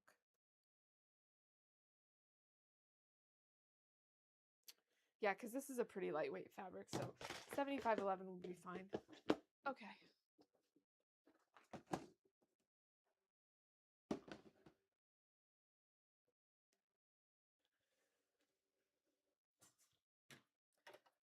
so let me thread this bobbin with this crazy gold needles. I mean, thread. It's quite bright. I don't know what, I guess you could use this as like a contrasting, like top stitching, I guess. I don't know. But obviously that's not what I'm using it for. I wish the thread matched a little bit better, but I don't think you're actually going to be able to see it, honestly. We'll see once we stitch it together. Wonder if I need to use a zigzag stitch. I might even need my walking foot.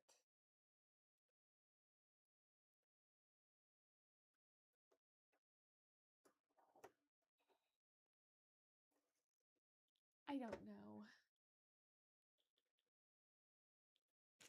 We're just gonna experiment, right? See what happens.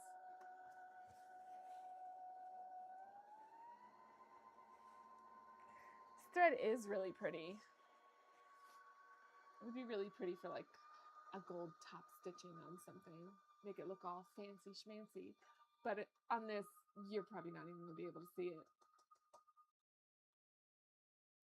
And since I don't have my serger, because it's in for service right now, and that's probably going to be like a whole month that it's going to be gone. What am I going to do?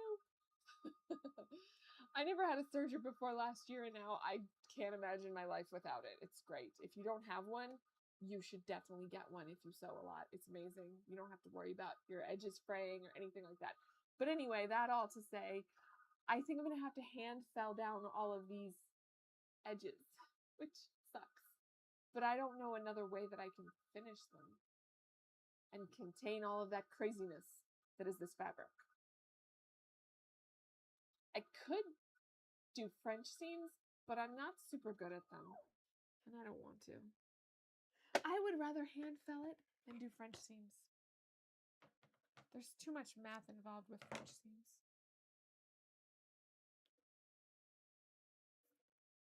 Really not, but there's no math involved. It's just trying to figure it out. But I'm doing mental gymnastics trying to figure out how I'm going to get all that stuff together. So I don't know what I'm crying about. I really hope this thread is going to not mess up. Let's take this needle off. What's this needle?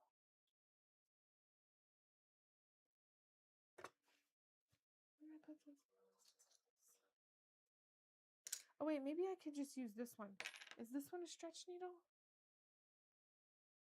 I don't see anything on the top here. So I have this little guide. So, because I use these Schmetz, I don't even know how to say their name, Schmetz needles. And what I like about this is it tells me, it has a little chart here that gives me all the color coding of the different needles. So you can look at the needle and see what's the top one. It's gold. That's a stretch. The bottom one is brown. That is 19, right? It's brown. 120, 19.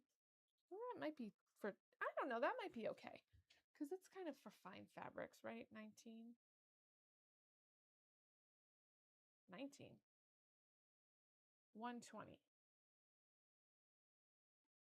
No. What? That can't be right. It's stretch.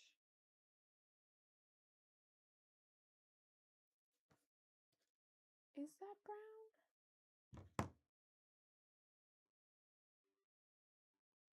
It looks brown to me.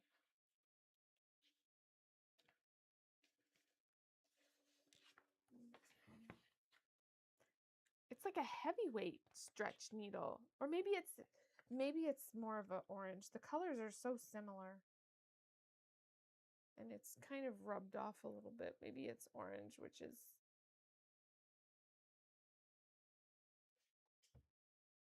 I think it's a 7511 because that's the only ones that I have. And yeah, it looks almost exactly the same as these. That is not orange or purple. That's a lie. So in the book, it says that the bottom color, so there's, I don't know if you guys can see it, but there's two colors on this needle. There's two colors on this needle. One color is the top color, tells you what the needle type is, and then the bottom color tells you the needle size. And the ones that I have are 7511, and even they don't look red. Like, it's red for 7511, 8012 is orange, and 12019 is brown. This looks brown to me, and I don't own any 12019s because those are like super heavy duty needles, and I would have absolutely no use for that. That would be for like a very heavy fabric. I would never buy something like that. So I'm pretty sure that it is also a 7511, which is what I have here. It just looks like the wrong color. So this is for the wool, and this is going to be for my stretch. I'm going to try it out. It was in my thing. I don't have a good needle system, if I'm being totally honest with you guys, like where I know which needles are dull. If I think they're no good anymore, I just throw them out. If I didn't throw it out, it was probably still okay. So that's the theory I'm going to go with, because some people put them back away like the opposite direction in the little box so that they can know that it's still okay, but I don't do that. If I used it and I used it for a project all the way through, usually I'll just get rid of it because it's probably no good anymore anyway. We're going to see how this works with my machine because I've never used this kind of thread before. So it seems very thin.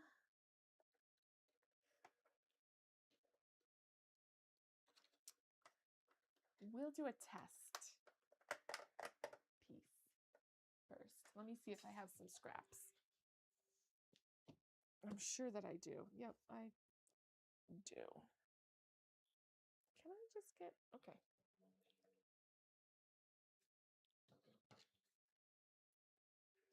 I don't know if you guys want to see a close-up of this crazy fabric, but this is what it looks like. And it's a very stretchy fabric in both directions. So let's see how this stuff looks. And then I'm going to change my stitch to a stitch 4, which is like a zigzag stitch, but it's like a lightning bolt zigzag stitch. And we'll see how that does with it. Let's see.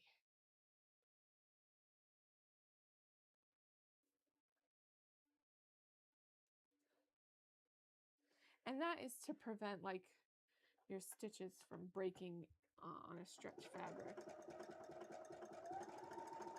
And then I'll see if I need to change. I'll see if I need to put my walking foot on because I actually think that I might have to. Yeah, it's all over the place. Okay, well, let me try it with the walking foot and see. So the good news is that you really can't see it. Let me grab my walking foot.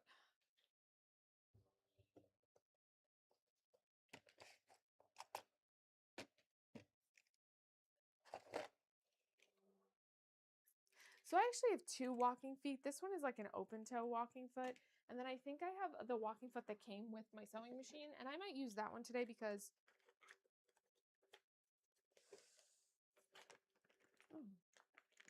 it looks like almost the exact same walking foot. This is the one that I usually use, that I bought. And then this is the walking foot that came with it. It's only slightly different. Might as well use the one that's open. So in order to put my walking foot on, I have to take off this piece here.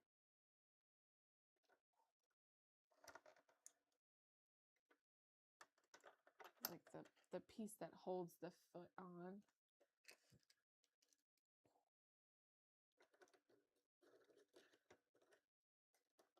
I remember how to put this thing on.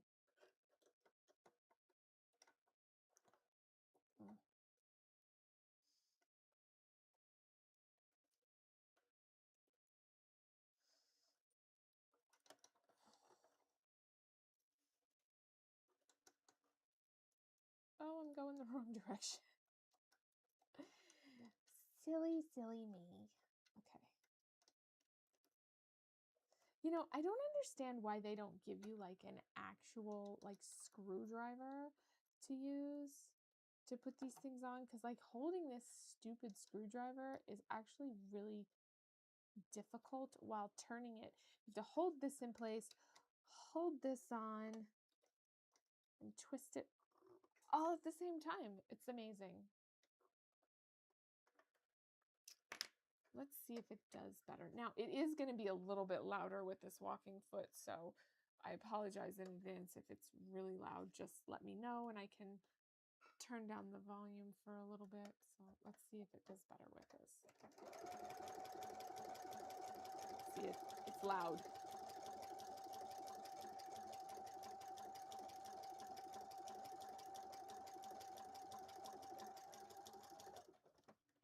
Okay, well, it seems like it's not stretching it out as much. Yeah. And I can't see any of the stitches. Like, it's really difficult to see them. So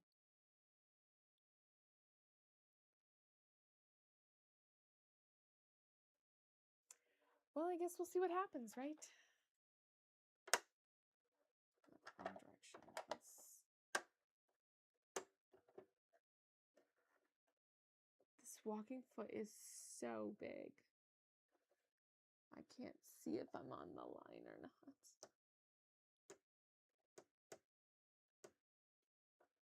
That's close enough. Okay, now it's time to pin and sew. I think I need to pin the shoulder seams together first. It's kind of the same thing, I think. This is a stretch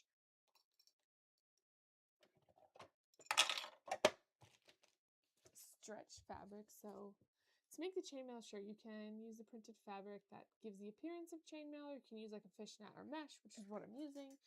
Some steps will change depending on the choice of material and will be noted. With right sides facing, sew the chainmail front and chainmail back along the shoulder seams. Press the seams open if you're using a printed fabric. If you're using a loose mesh, you may just back stitch your seam before the neckline seam allowance so that you won't cut.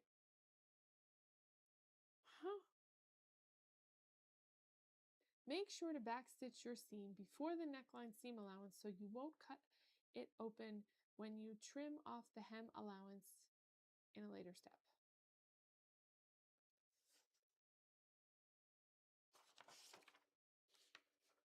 Oh, so basically, yeah, you're just assembling it like a regular shirt.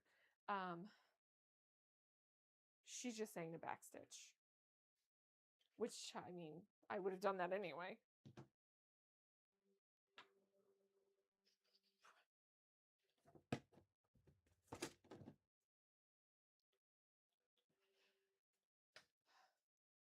Okay.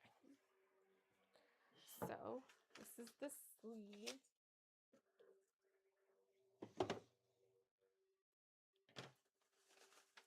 Oh my God, this is leaving such a mess on my table already. See all of the little pieces.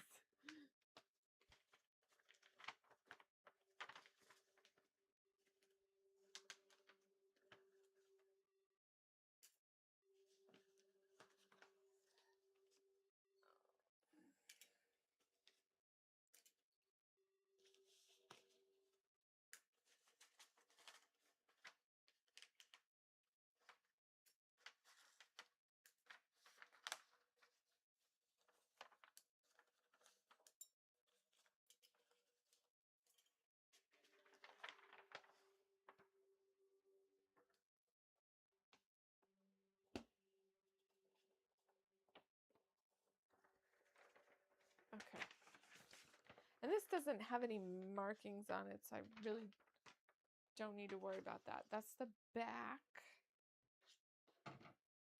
Is there any difference between the front and the back?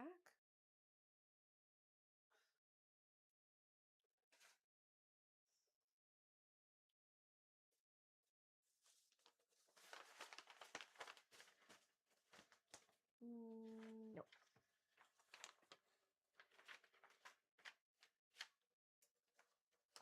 Oops, I forgot to put, oh no. Okay, I forgot to cut the little mark here on the back. And apparently on the front too, because here it is right here, and I didn't do it. So annoying.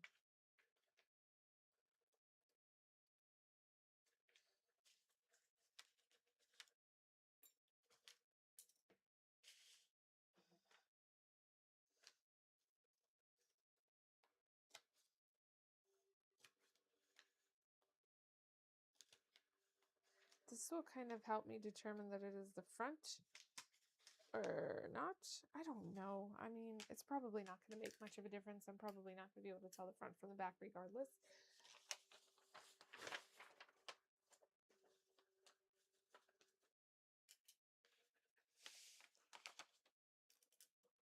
I don't really think it matters that much.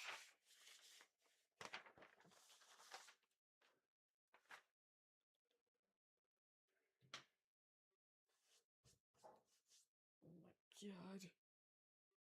This is going to make such a mess in my sewing room.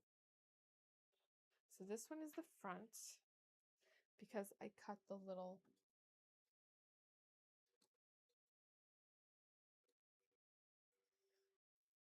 piece out there. I was supposed to cut one out of the back too, but I did not. And now I'm going to have to fix that because I'm going to need that for the sleeves in order to be able to put the sleeves in right.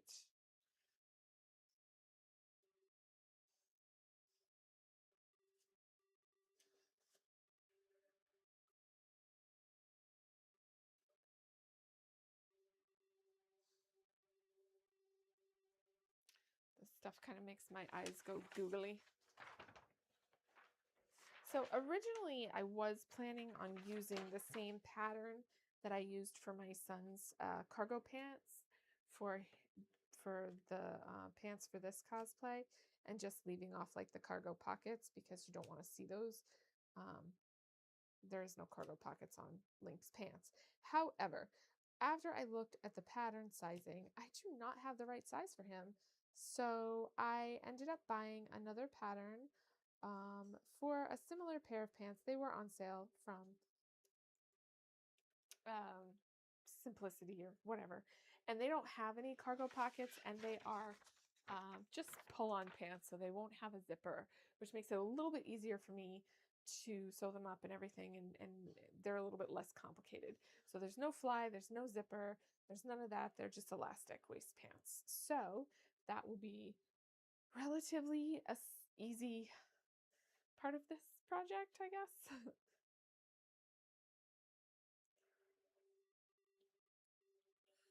Because all the rest of it is quite complicated. And I have not cut out the pattern pieces for the armbands or the shoe covers yet. But I did make the pattern, and if you saw that video, you saw how I did just a duct tape pattern. It wasn't anything crazy.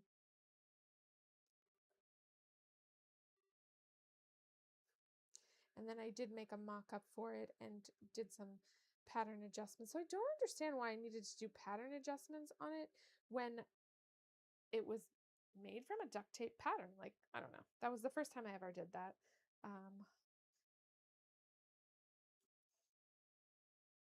So yeah, we shall see how they come out because, again, this is my first time ever doing shoe covers or a duct tape pattern. So it's all a new experience for me. Why are you rolling up like that? So we'll see how it works.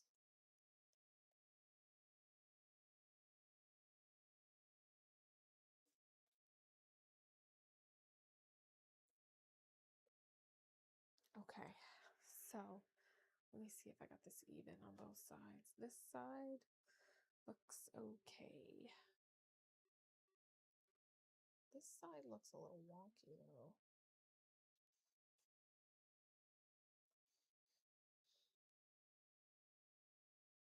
I don't like working with stretch fabric. Maybe it's just because this stuff is so wonky crazy.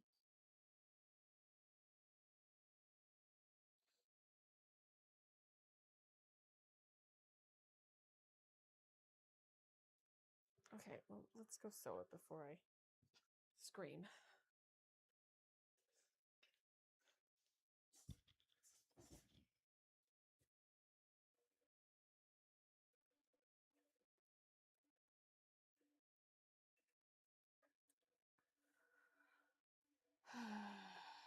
Let's see how this does.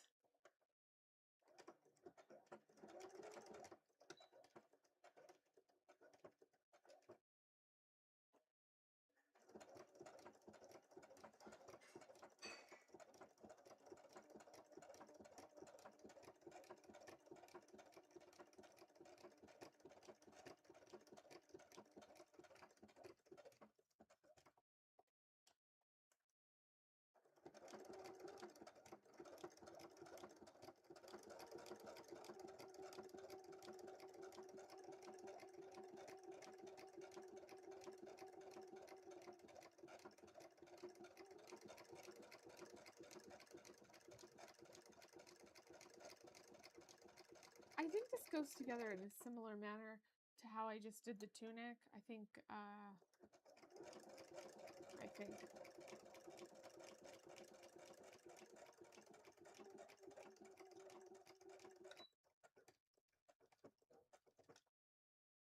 aren't you backstitching? I don't think it's backstitching.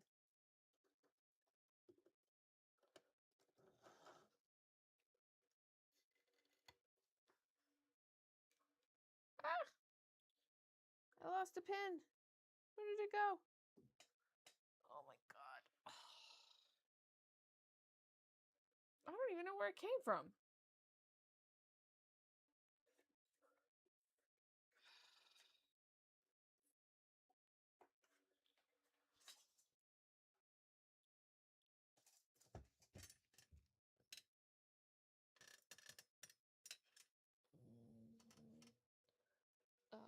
Oh, there it is. Okay. I don't even know where it came from, to be honest with you, because it wasn't, I thought it fell out of the fabric, but there's 3 pins here, and I put 3 pins here and 3 pins there. It may have come off of this little magnet that I have that I keep my pins on. Who knows? I don't think this one does the back stitch right. I don't like this stitch. I can't really change it now. I already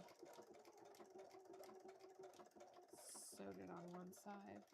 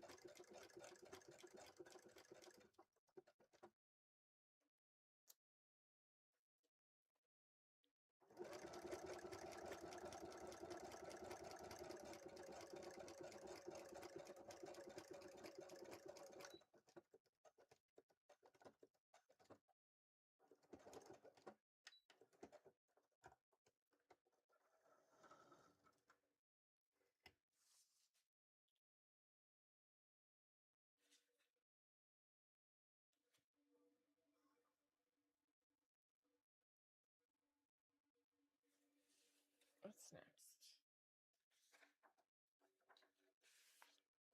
Oh, it wants you to put the sides together first. So the side seams.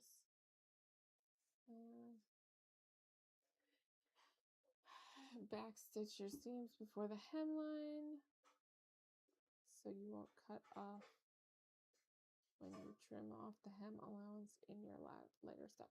So I think because I'm using a fabric that does not require a finishing, it's telling me just to make sure I backstitch. I'm not sure if I'm going to finish it or not. I'm going to see how it looks underneath the tunic before I make that decision. Because it's going to be judged, I might have no choice but to finish it.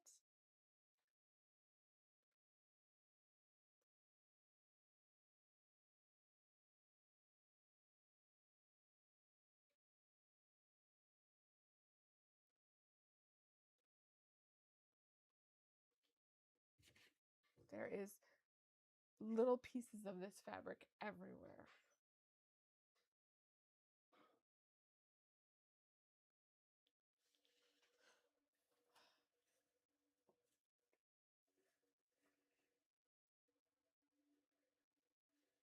What are you doing? What the heck? Sticking out.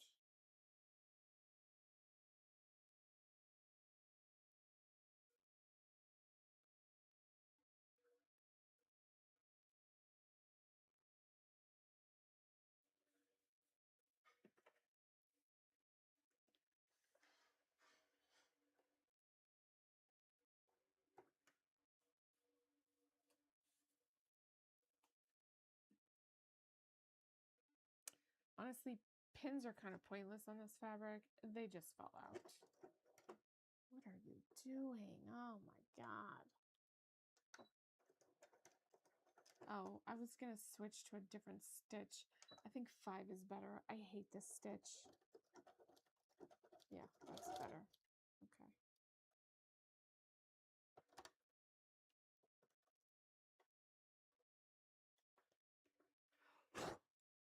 Whatever.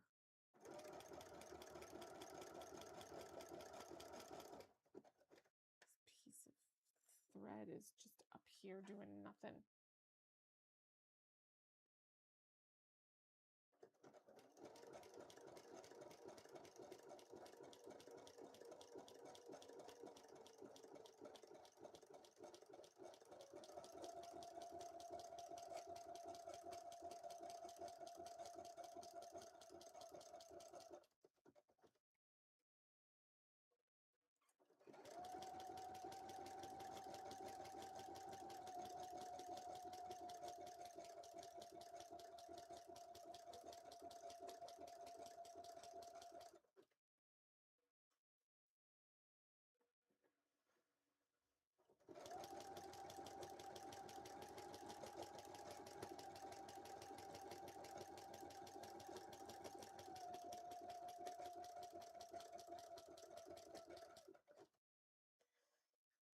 I don't like this fabric.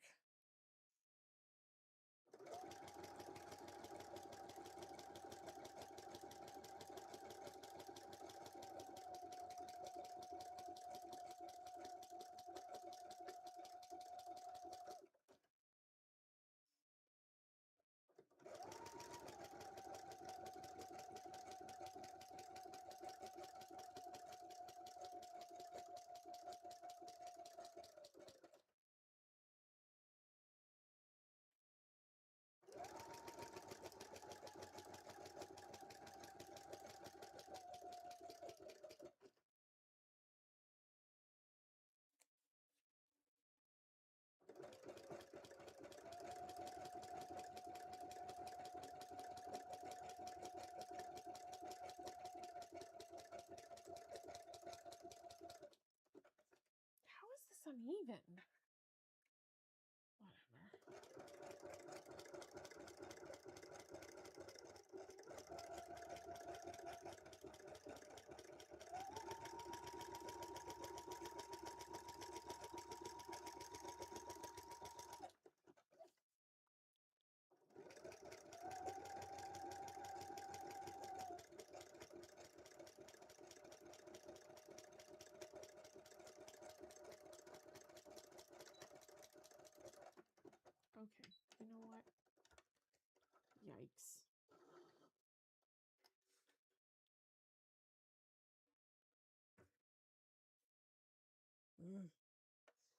I don't like this fabric. It looks very nice, but I hate it. It's the worst.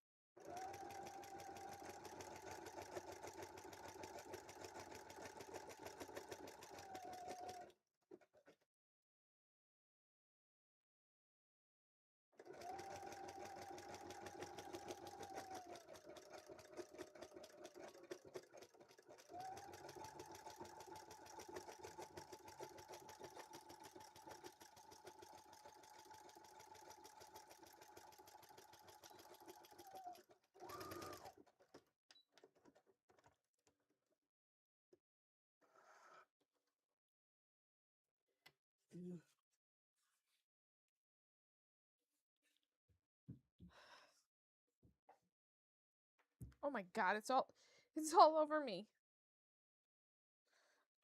It's all over my little skirt. I've got little pieces of this fabric. I just vacuumed the floor in here yesterday too. It's amazing. It's on my phone, it's on the desk, it's probably on the ironing board. It's on me, it's on everything. It's everywhere.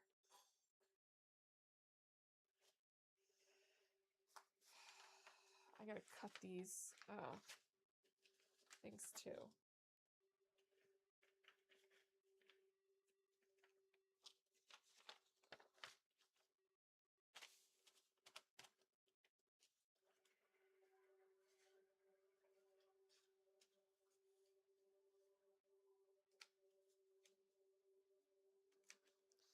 little notches because it'll tell me front from back how to put it on there. Otherwise I probably would have skipped it.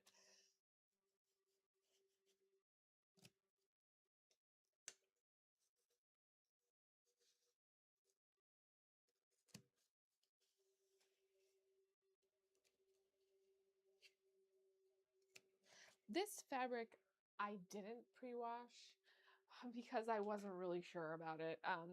I bought it off of a company on Etsy. It was local. It was not local. It was somewhat local, I guess. It's in California. But I wasn't really sure about care instructions. And to be honest with you, this is not going to be something that he's wearing on his skin anyway, so it doesn't particularly matter if it doesn't get washed. Oh, that's amazing. It just made a big... Well, how am I supposed to tell the difference? Okay, whatever.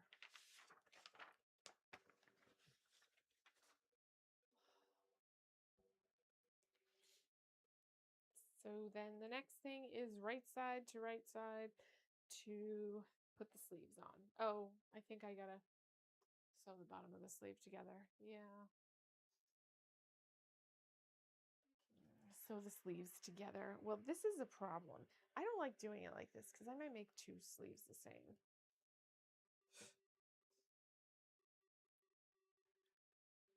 One like this.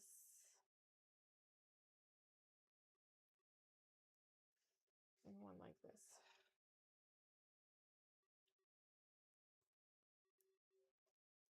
Well, but now the problem is that there's a dull side and a shiny side, and I'm pretty sure I put that together the wrong way then.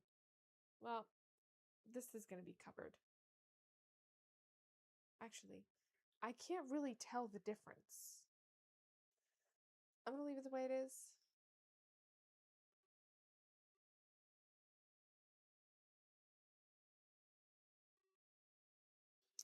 I honestly just think it depends on the lighting, so I'm going to leave it the way it is. I'm not going to fret about it. It's going to be underneath something. It's really only going to be visible under, like, here and on the bottom.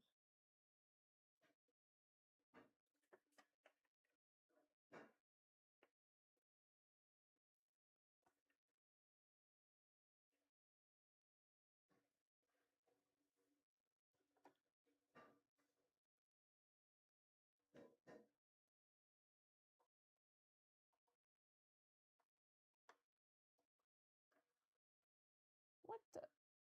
Excuse me.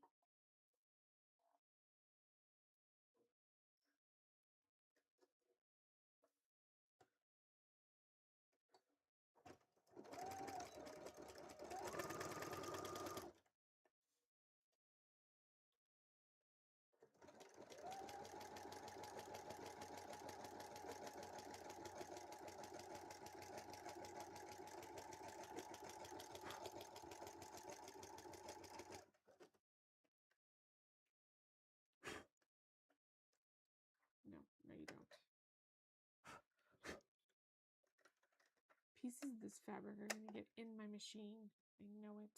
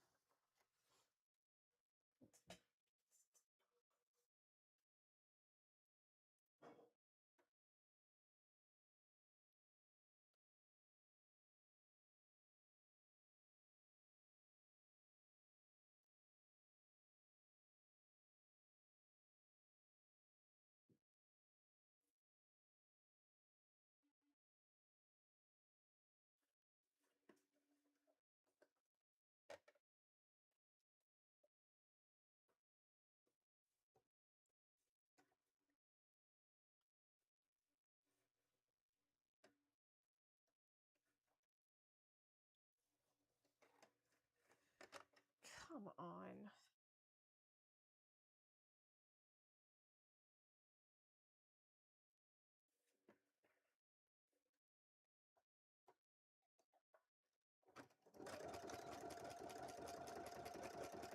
Oh, Lord.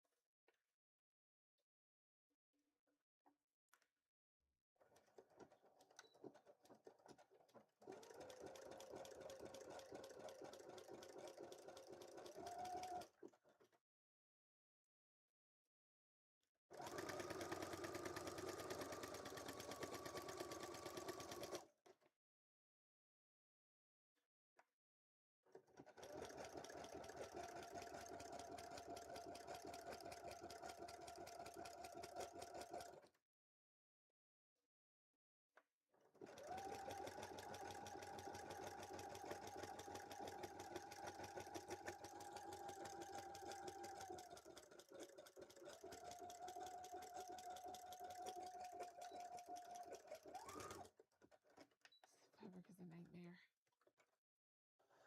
Speaking of nightmares, where is my nightmare? Nightmare!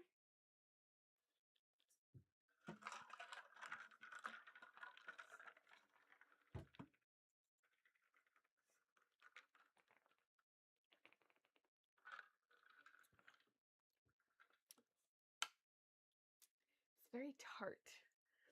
I put liquid IV in my water because I don't like the way water tastes very much. And it's very strong. I think it was too much.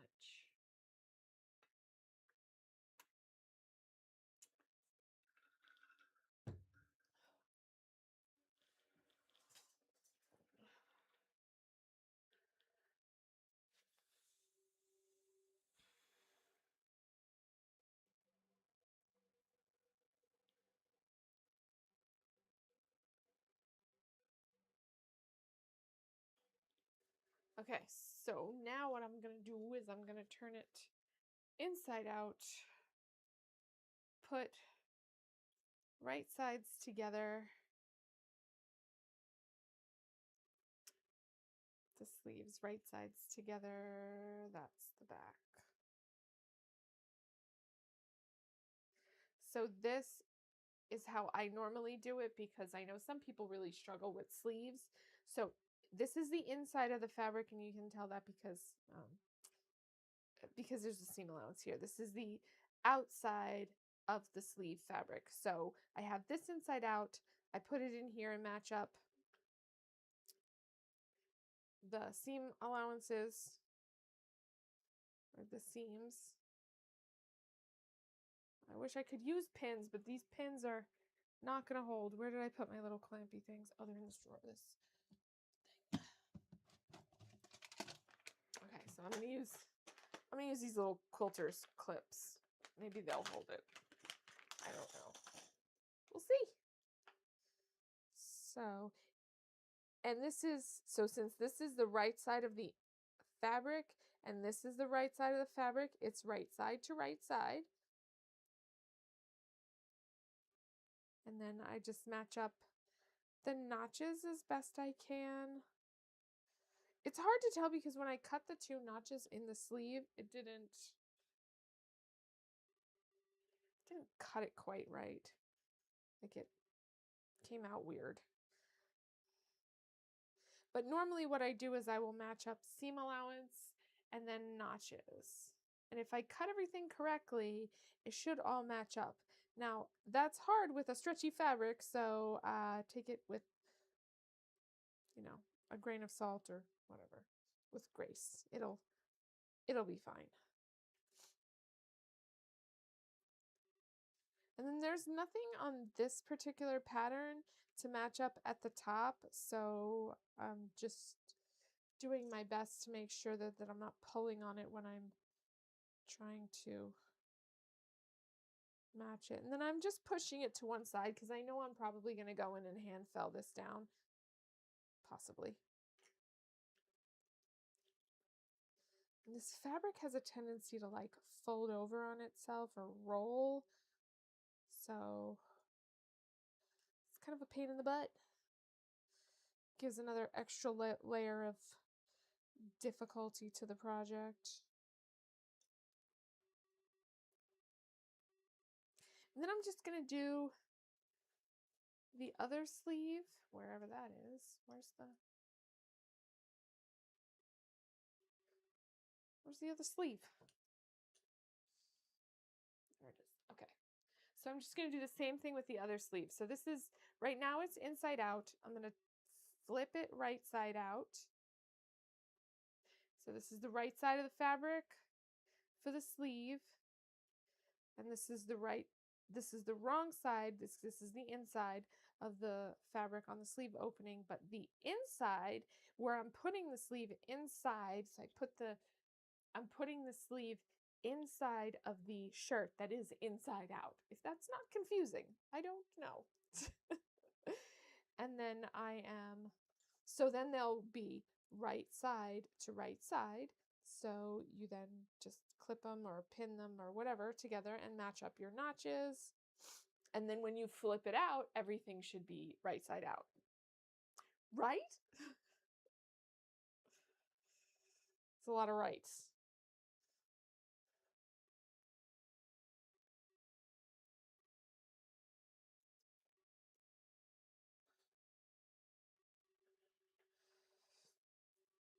This fabric is really annoying to work with.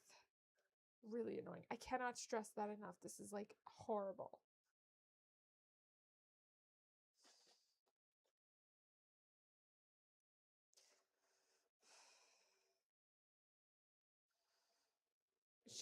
It's very wiggly. It moves around. It doesn't want to stay in place. It's hard to hold on to. It just really sucks. But I knew that it was going to be like that when I bought it. So I guess kind of knew what I was getting myself into because I have worked with this kind of fabric before when I made my sons. I used a similar fabric, not exactly the same, but similar in that it was stretchy and annoying. So I kind of knew.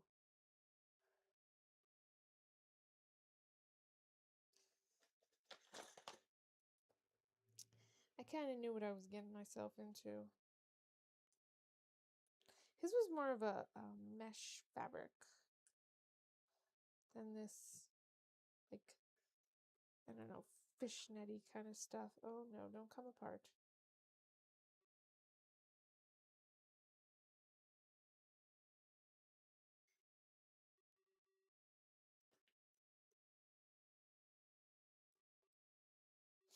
Okay, so now we're going to go over to the sewing machine with this lovely fabric that we have. So annoying. I'm going to take this piece off of my machine. Holy table mess. Have I told you how much I don't like this fabric before? Because I feel like you don't know. I hate it. Okay, and now we're just going to sew this on as best as we can. I know I can't put these on here. I can, but they take up too much space.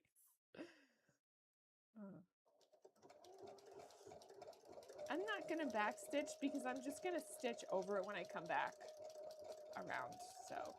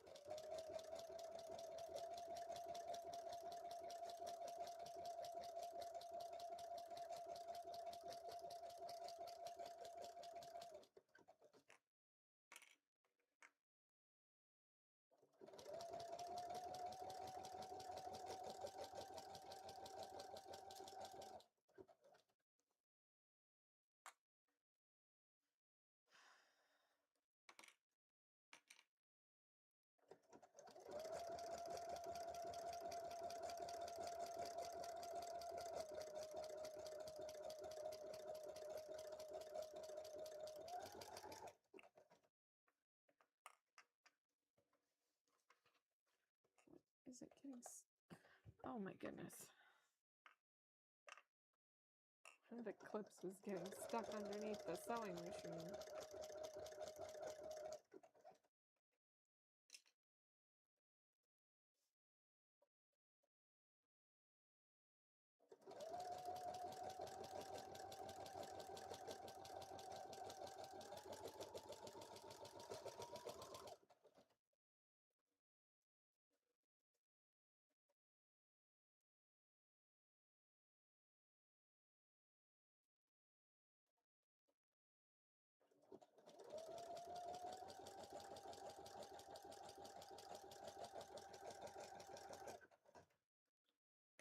Uh-oh, what was that?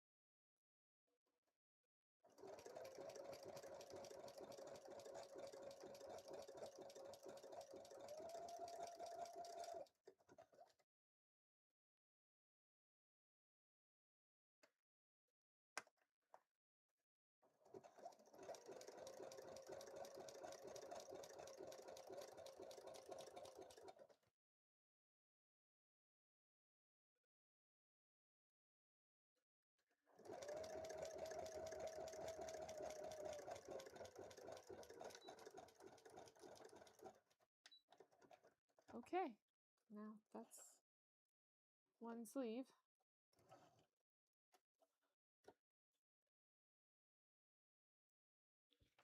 Oh my God, my table is such a mess. There's little gold pieces everywhere.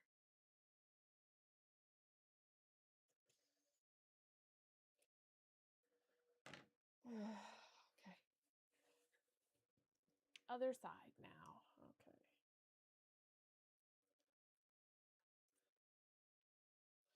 Get back in there.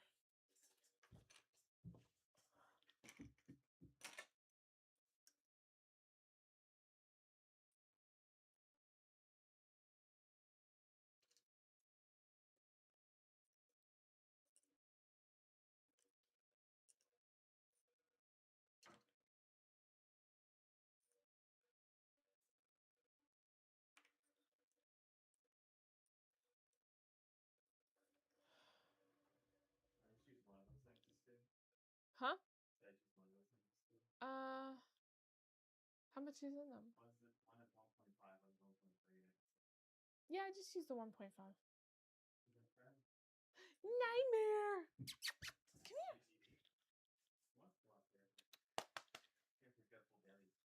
Come here. You want to come up?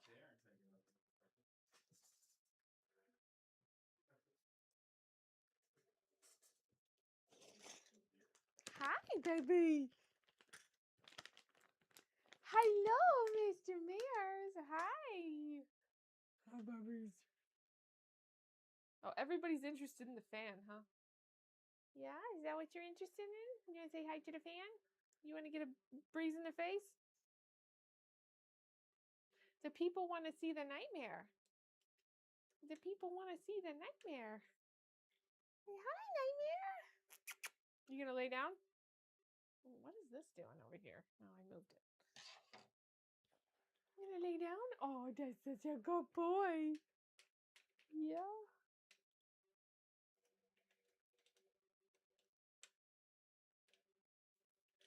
Say hi, everybody.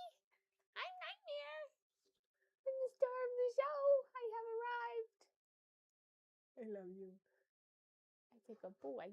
Yeah. Did you eat your dinners? Is your belly full? Are you a happy boy? You gonna take a nap now? Yeah. What's up? Can you say hi? Say hi, everybody. My name is Nightmare. I'm a pain in the butt. Hi, Mears.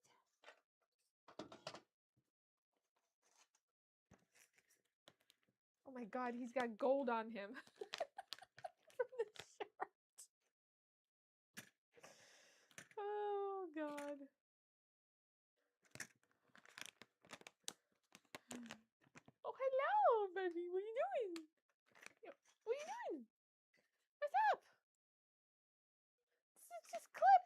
geez, you stinker sack.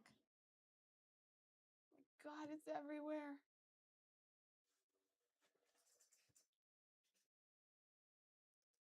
Hi, buddy. Hi. Well, hello, Mr. Handsome. Mr. Handsome boy. That's my baby. Oh, hi. Hello.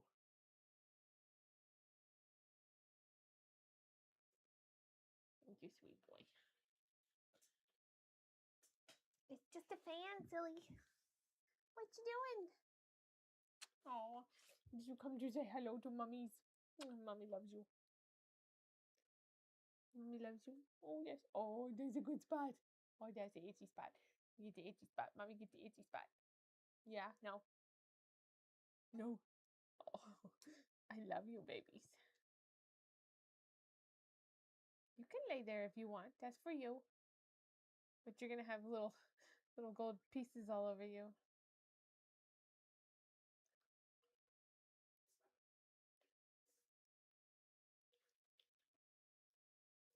Oh, he's eyeing up the thread too while he.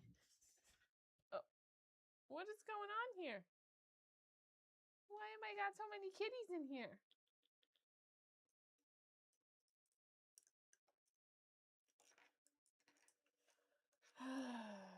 So I like using these clips, but the problem is that they don't go around underneath the sewing machine. My sewing machine has like a weird pedestal there that. What are you doing, Munchie? There's no place up here for you to hang out. If you're trying to go up to the window, you're not going to be able to get there.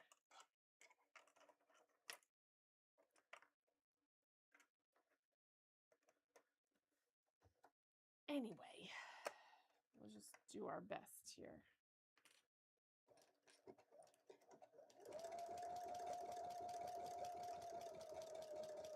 I got lots of cat company here. I got Munchie. I don't think you guys can see her. Is that thing not working? What is going on? Hang on, guys. I gotta see something real quick. Oh, it died. Oh, it died. Okay. Well, you can see Munchie here. I need the charger. The fan on my on one of my cameras is died, so I have to put a charger so that it can cool the fan, cool the camera. So just give me a second to get that all set up again, because I thought it was pretty well charged, but I guess it was not. This is the table. I don't need the table plugged in right now. Okay.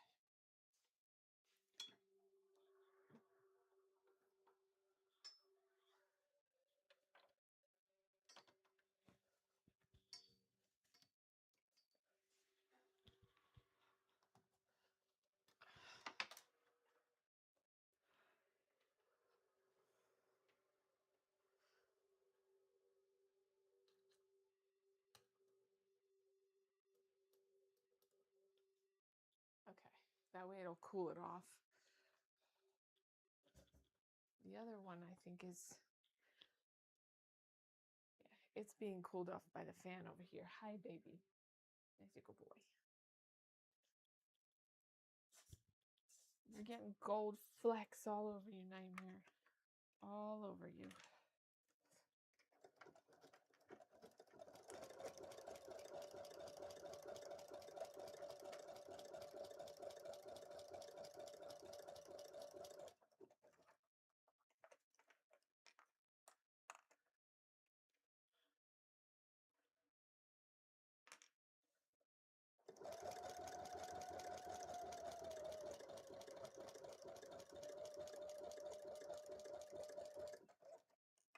Hello, Munchie. Oh, you leaving?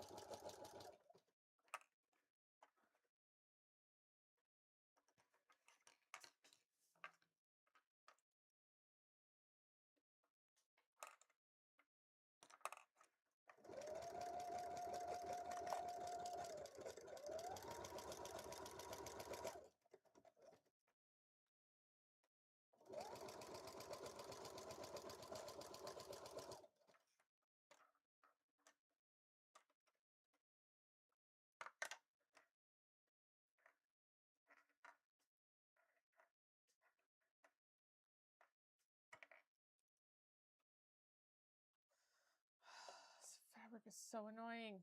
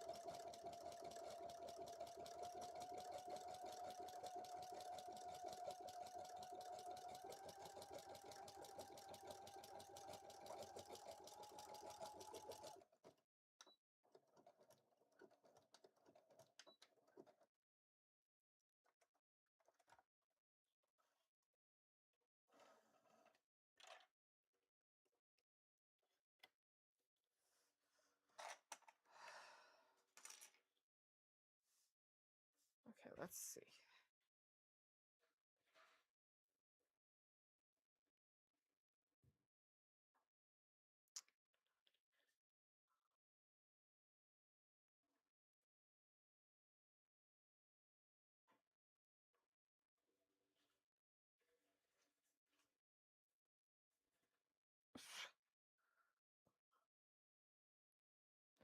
This one was fine.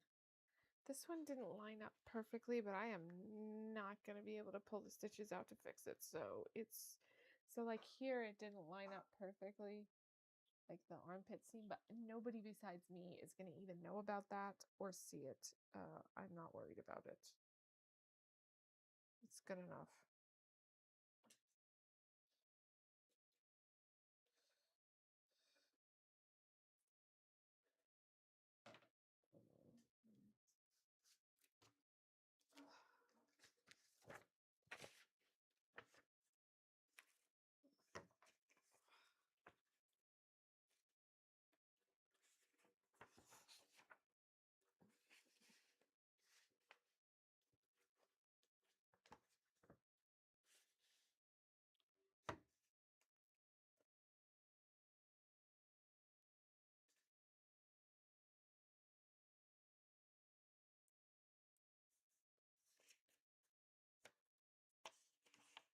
Okay, so basically on the next one, it's saying that if you're using like a loose loose fabric like this, you don't have to do the hem. You can just cut it off and leave it. I'm not really sure what I'm gonna do yet with that, so I'm gonna leave it for right now, and I am going to see how it looks underneath the tunic and decide if I want to leave it raw or hem it. I don't know. I'm not really sure at this point. I'm going to clean this up a little bit, and then I'm going to take a short break because I have to go and get the directions for the pants. Oh. And this is just such a hardcore mess right now, so I have to clean it up. All this stuff is gonna get, oh my god, it's gonna get all over everything, and I'm gonna have to vacuum in here again. Ugh. It's all in my skirt.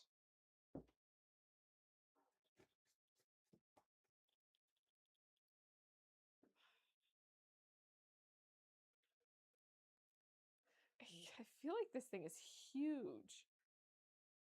Holy cow. I could wear this as a dress. It goes all the way.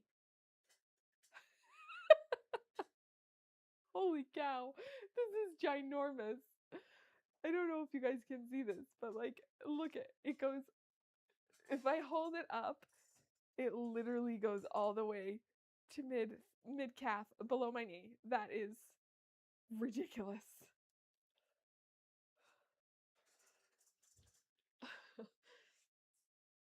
put this on and wear it as a dress.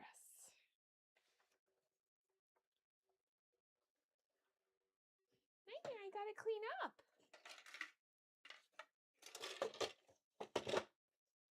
He's just gonna lay there and hang out. Last night when I cut this fabric, I got the vacuum cleaner out and just vacuumed off my table because it was everywhere. Oh my god, it's everywhere now. It is everywhere. Oh my god.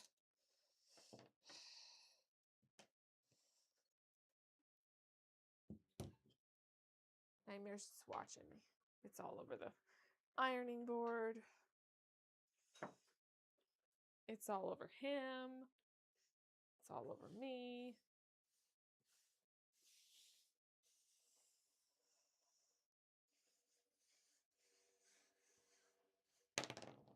Oopsie. That's on your butt. It's on your butt, Nightmare. It's on your butt. Hi, buddy. Don't bite me. Why are you being a jerk for? I just was saying hi to my Nightmare.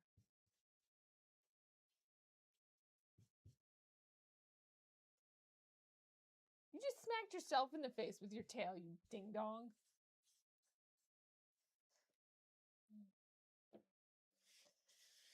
Nightmare, the silly ding dong.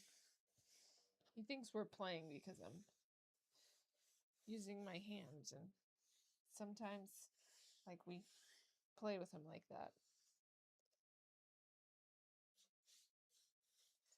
So he probably thinks it's playtime.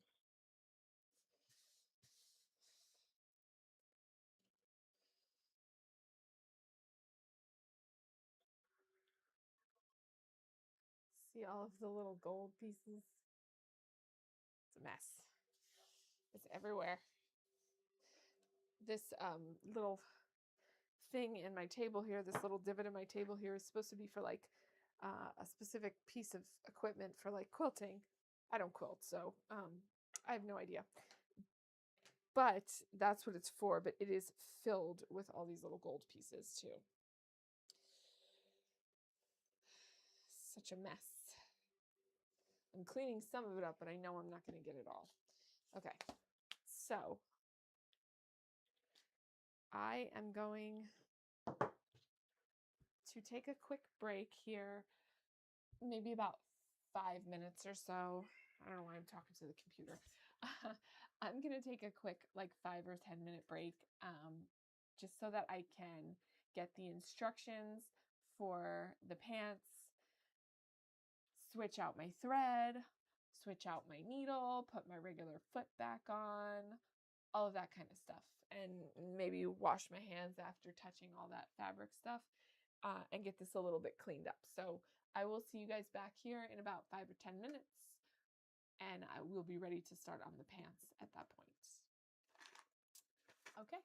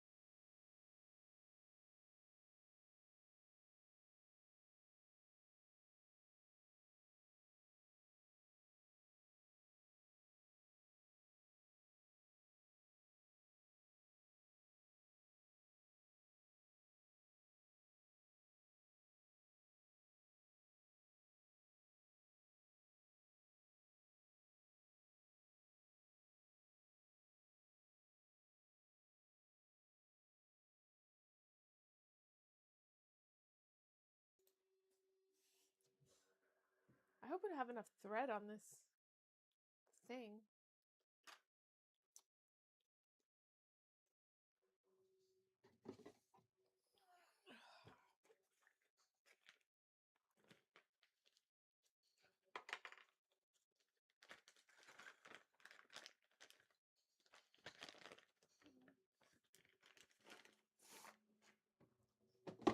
Okay. I'm going to use this small one. Maybe that'll make a difference because it seems like, or not. I mean, it's not going on. Okay. It seems like it's getting caught on the other one.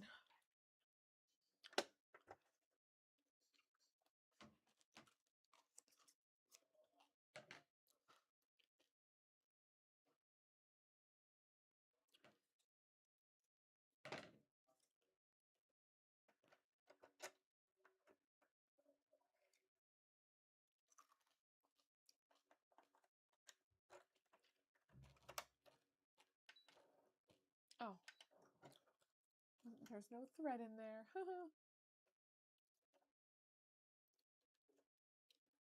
Okay.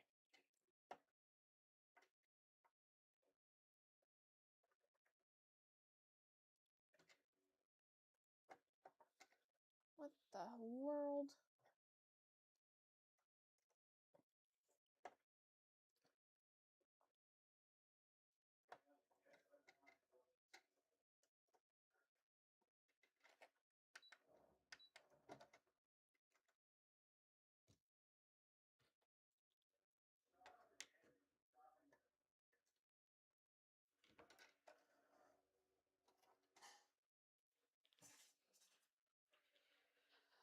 All right, so these are the pants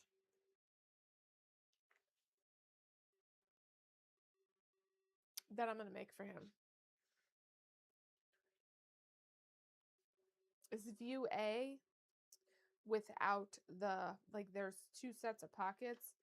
View B has a set of like cargo, weird looking cargo pockets, which I'm not doing. He's just going to have the like side seam pockets. I don't even know if you can see it on here, but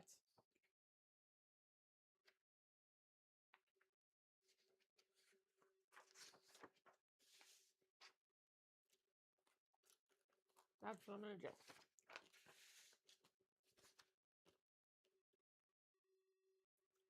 These instructions are absolutely tiny. I have to get some interfacing.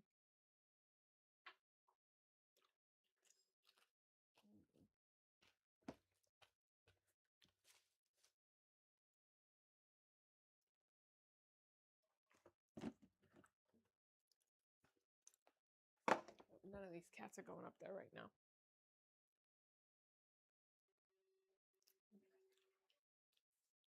That's too small. I just need to interface that small fly facing piece right there. That's all that I need. So I just need a small piece of interfacing. Voila.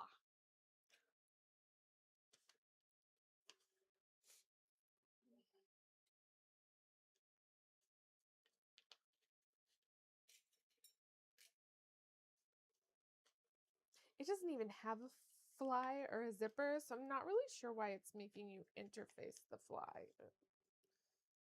Kind of weird, you know, patterns are weird. Normally what I would do is serge all my raw edges for all of the pieces, but I don't have my serger. So I think it requires some top stitching, but I want to make sure it's going to fit him before I do a bunch of top stitching and I can't make any adjustments. So I'm probably just going to sew it up, and then I will do fill the seams down once I know if it fits him with the top stitching. I got to make sure I have the right kind of waistband elastic as well, because I have a bunch, but I don't know if I have the right kind. If I don't have the right kind, I'll have to go get some at some point. Let's see what this pattern says.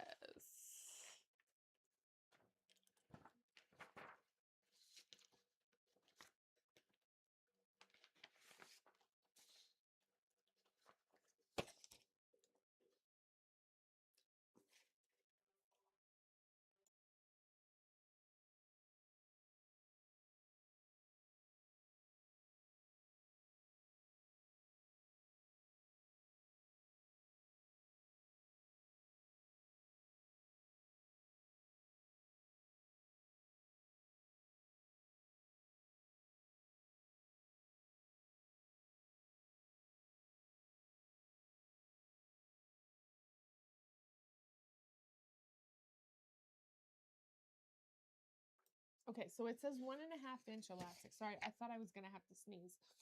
So I muted the microphone and then I didn't sneeze.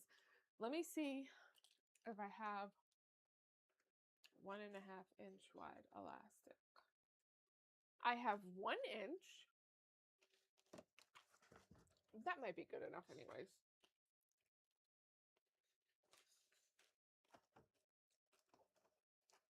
This is, oh, that might be 1.5-inch. Let me see.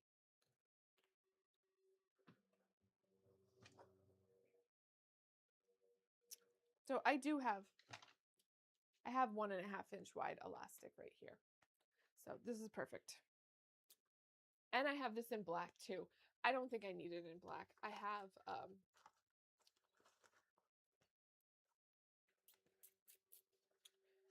it's a light colored pair of pants. So, okay. So the first thing I'm going to do is mark all my stuff because I didn't do that yet. I have to clip all the notches and mark all of my other things. I have this thread, which I guess I could use as a contrast or for the top stitching. However, right now I'm not going to do that because I need to make sure it fits him first. Whenever I'm in the midst of a project, this room looks like a tornado hit it.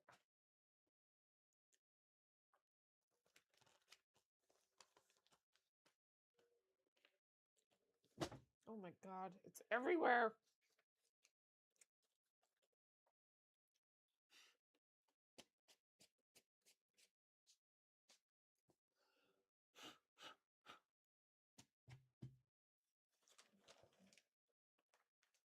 Oh, I couldn't move this before because Nightmare was laying on it.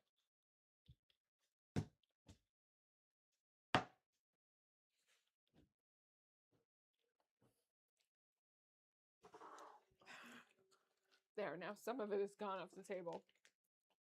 I fanned it off. Some, not all, because it's everywhere. All right, let me see. All the markings that I need to transfer.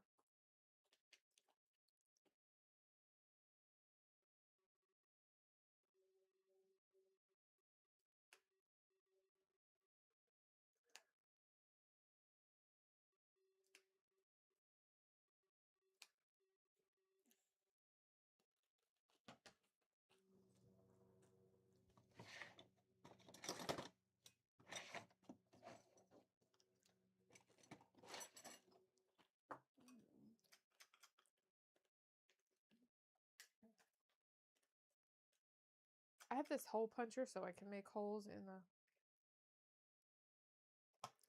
in the patterns so that I can mark them. Because every other way that I've tried doing it doesn't give me an exact spot where I need the holes. So this is just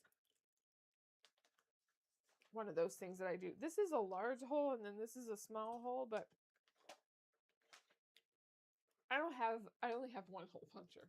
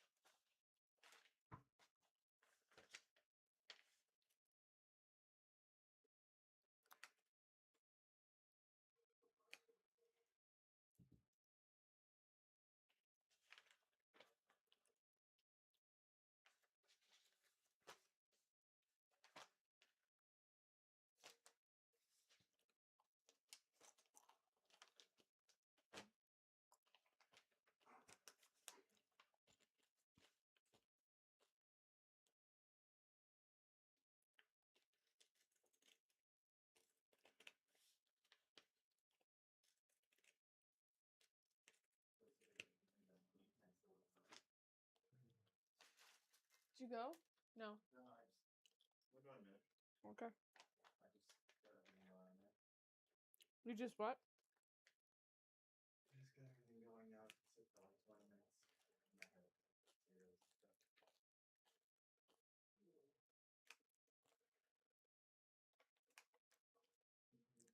I made. Oh, do you want to try this on, Brian? Come here. What am I trying out? Come here.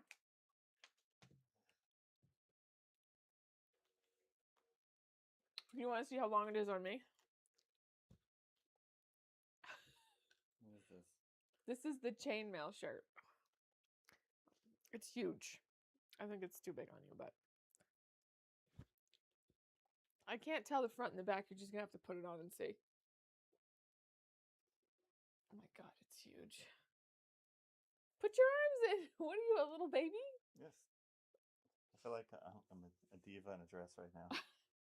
Holy cow! I mean, it's huge on you. It is it's not supposed to go down to your knees. What? What is it supposed to go down to? Like here? Like underneath the shirt. Oh, so Hold on. it's supposed to hang over the shirt a little bit. Like No, a it's little bit. supposed to hang out, Yeah, yes. hang out. So like, But so it'd have to be I probably think like this is down going to be here or too big something? on you then. Hmm. It's not showing. I'm going to have to take it up. I'm going to have to take it up.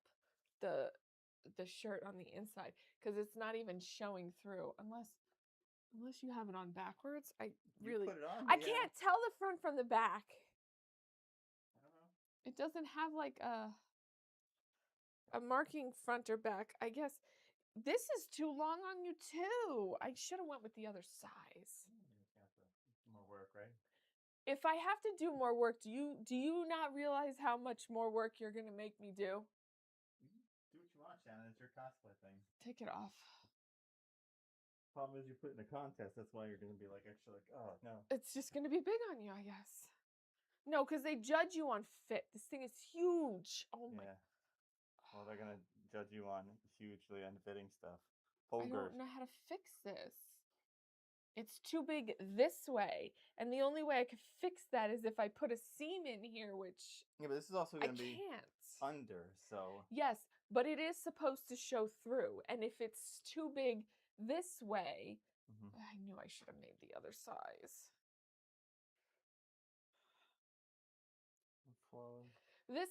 The length is not the problem. The size of it is the problem. And it's stretchy. So I should have made it even smaller. Stretchiness doesn't bother me. It's just gotta fit. Yeah, right. but I can't like.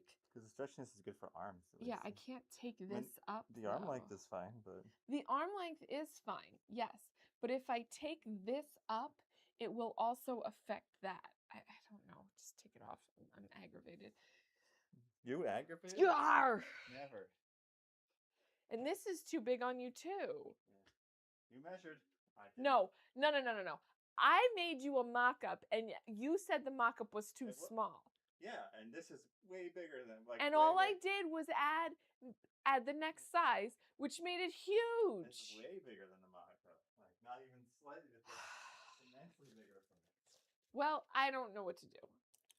Guess it's don't worry, you got plenty of time, right? So I said, like, you don't know what you don't know. That's like, look at that look. That thing's yelling. I'm going to the mailbox. Hey, Mary, what?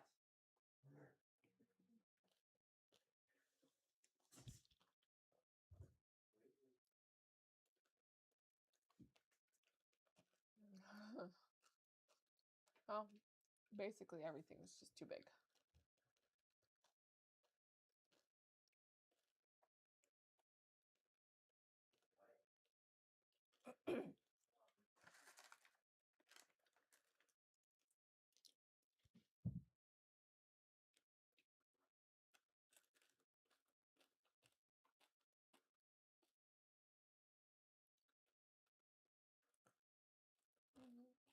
I don't know what to do.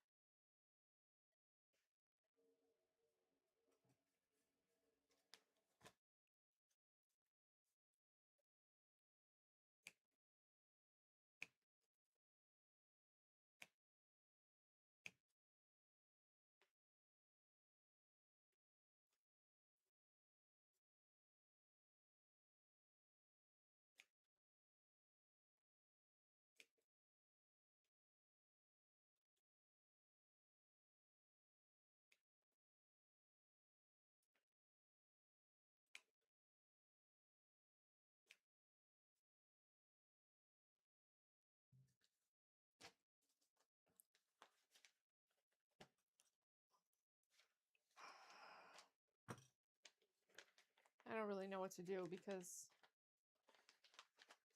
if I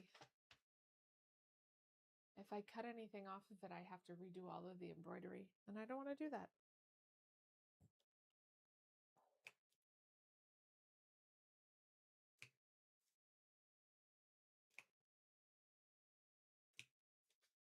But the chainmail absolutely does not fit. It is huge.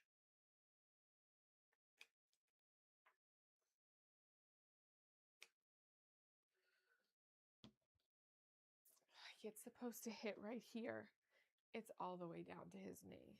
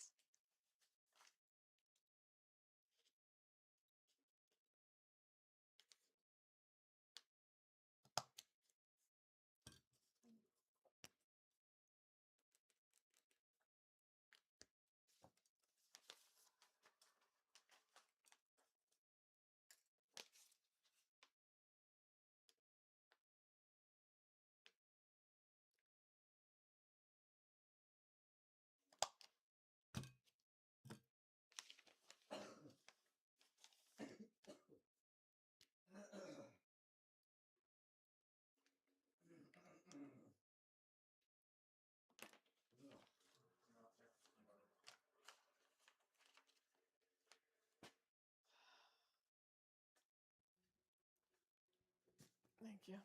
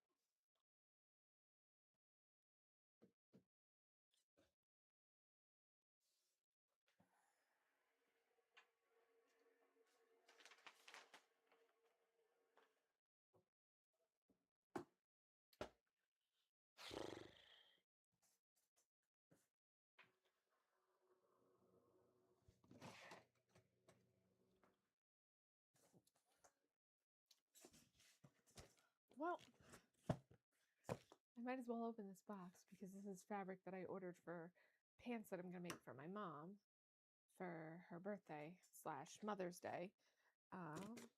So at least I can have something happy. I'm just a little bit irritated that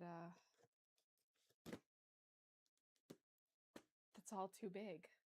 I don't know what I'm going to do now.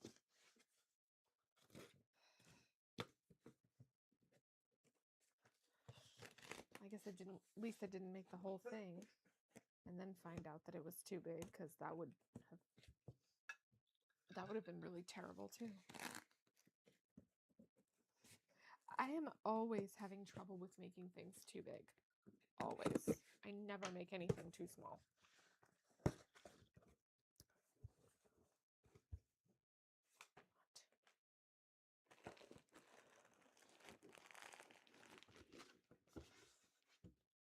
So I ordered this linen from fabricstore.com because their linen is priced relatively reasonably. I don't know what they put in here though. Let's see. So I bought this purple linen. It says sweet grape. It's pretty. I don't know what I'm going to make with this yet, but the brown linen here. What is this?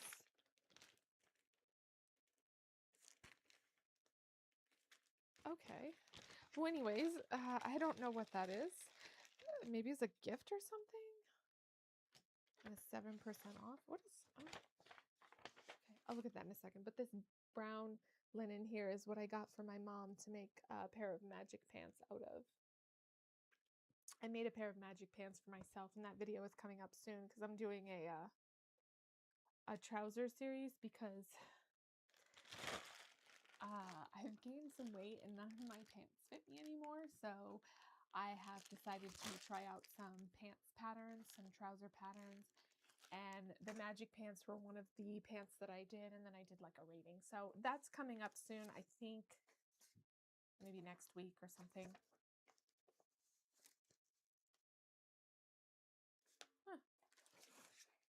Let's see what this is. This is kitchen tea towel set of 2. Oh. I have to make them.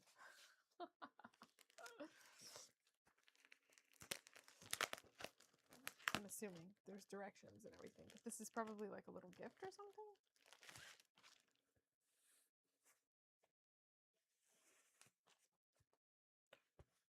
Oh. Okay. Well, I'll look at that later because I don't feel like looking at something that I have to make. I'm a little bit irritated at all the things that I've already got to make. Anyway, that pants series is coming up soon. I don't know if I'm going to record me making the pants for my mom because I don't think she wants to be on YouTube. So I'm probably just going to make them and then make them off camera. I don't know where I was going with that.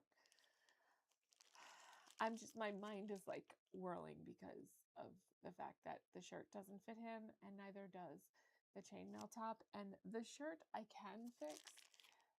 The chainmail top, I'm kind of at a loss. I don't really know how I'm going to fix it.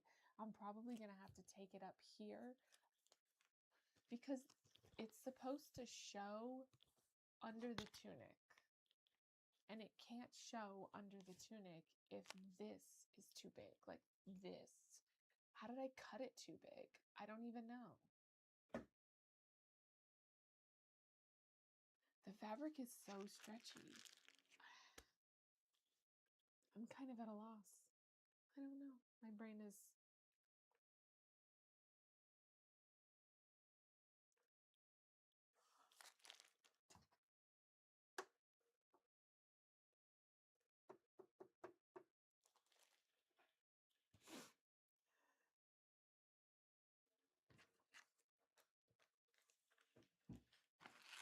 My brain is mush.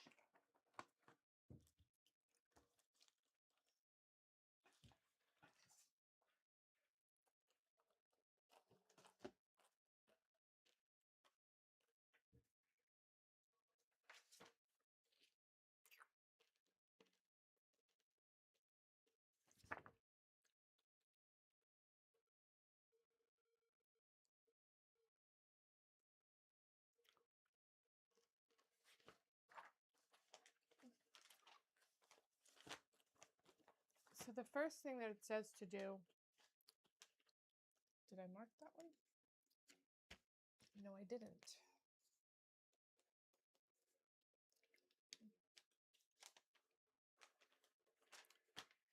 So the first thing that it says to do is fuse fly, excuse me, fuse fly interfacing to wrong side of matching left front.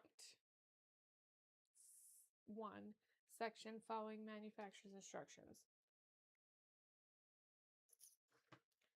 Left front. I don't know which one is the left front.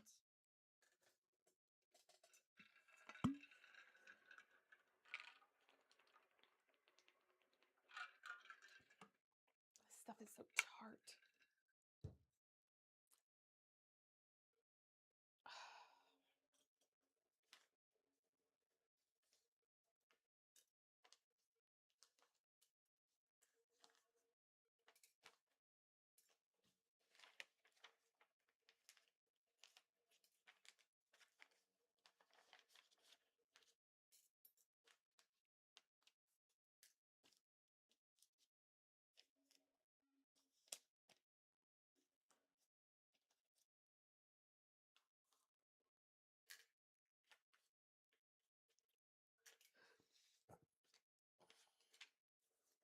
Okay, so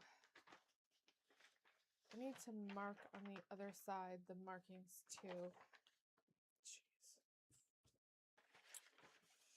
So I'll just transfer these 2 markings here also, because this gives me the fold line as well for this fly facing. Even though there is no zipper on this, I'm not really sure why you're putting fly facing on here. I have no idea. So which one is the left side? So this is the wrong side of the fabric already. This is the right side. This is the right. This is the left. So if this is the left side, this is the left side. Wrong side. This is where I need. Well, this is wrong too, because, yeah, no, that's okay. Okay. I thought I cut it the wrong way there for a minute.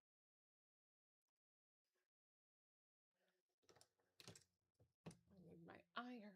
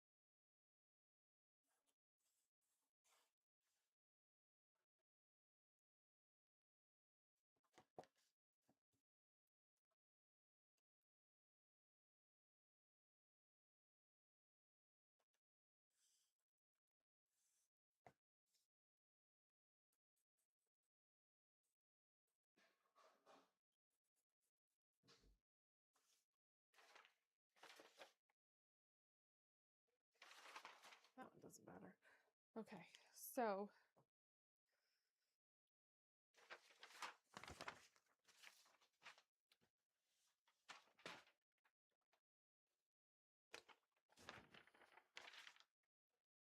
it says pin front sections. Right sides together, stitch center front between large dots and notch. What notch? This notch? Yeah, okay.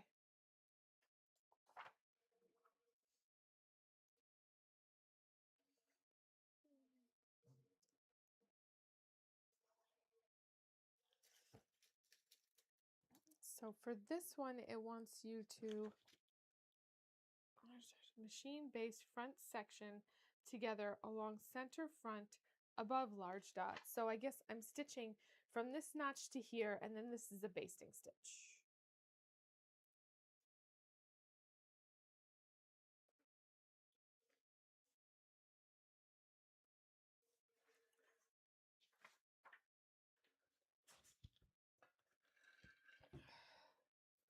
Now, if these pants don't fit him, I will absolutely lose my mind.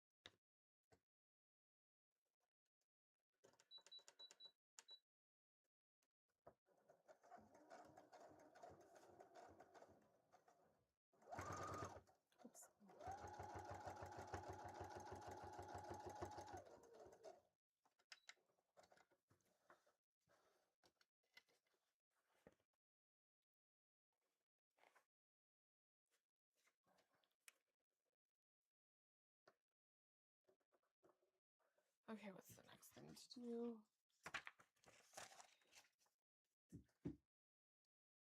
What? Oh, finish front extension with a zigzag stitch.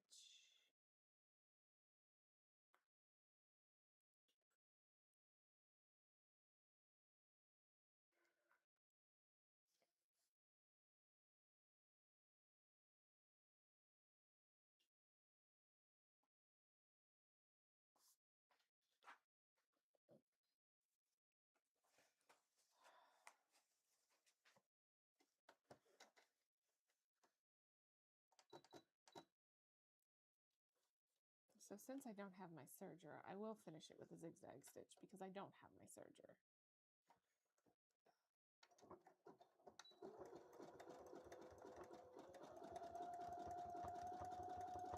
I think you just finish them together. I sure hope so, because that's what I did.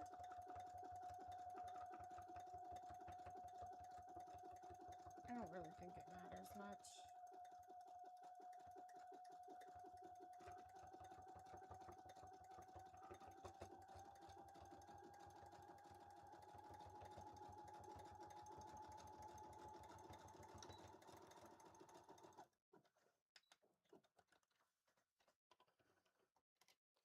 Because the next thing is to fold it over and iron it down and stitch it in place on one side. On the inside, turn the extension to the left along the fold line, press, baste upper edges together. So yeah, it doesn't really matter.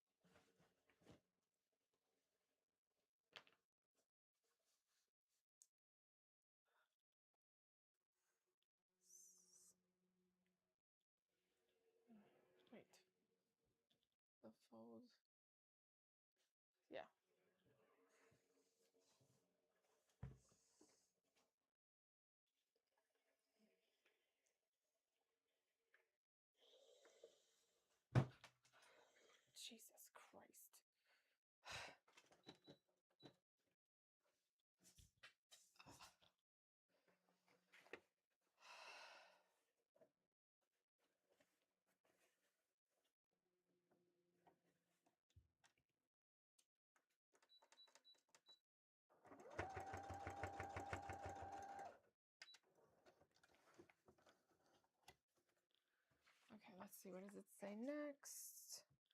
On the outside, stitch along stitching line through all thicknesses as shown.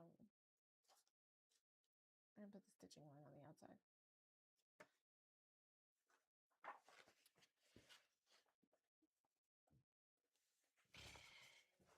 Well, now I'm going to have to trace that out.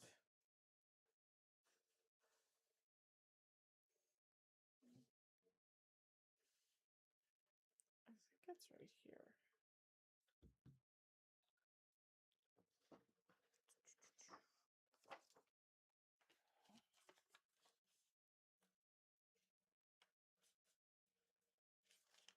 Why don't they make it like they...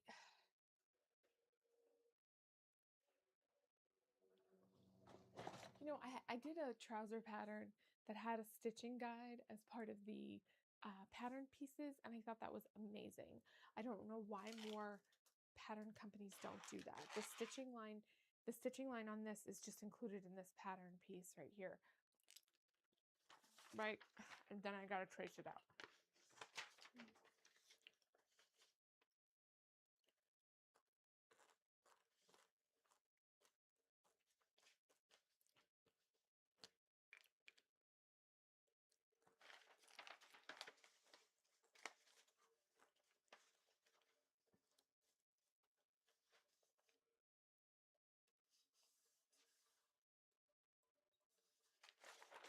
I think the other one that had the stitching guide was perfect.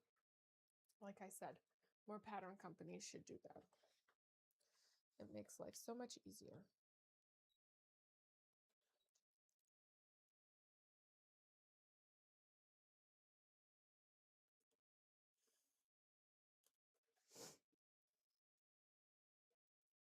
This is a water-soluble pen that will come off when I wash it, which means I have to wash it before he can wear it. Because now I have to find a curve that fits that curve, and that's a pain in the butt.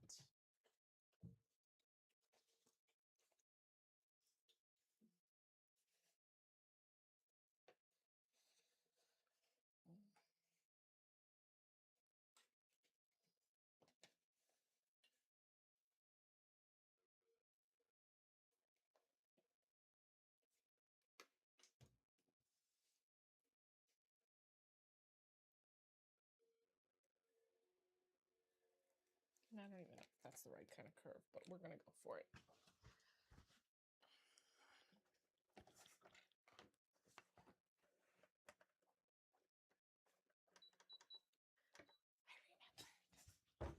Actually, this is top stitching. It should be at like a 3.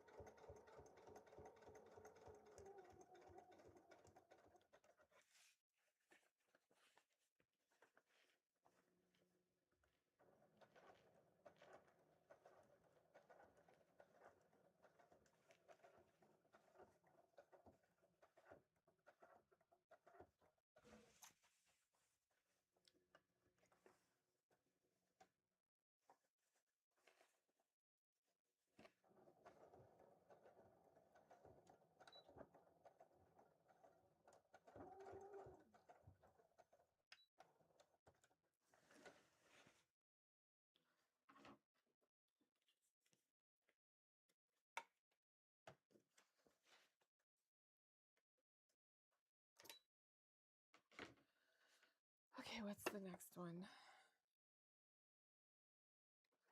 For view A. Are we doing view A? Yes.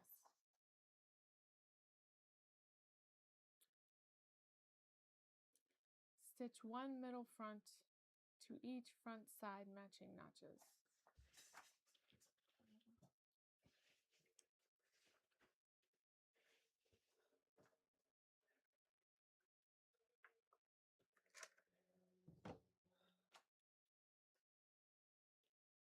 So what is this?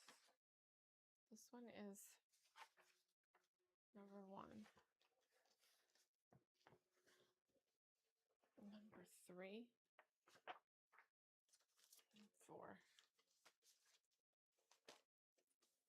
5, 9. Jesus, where is it? That's not it. 6,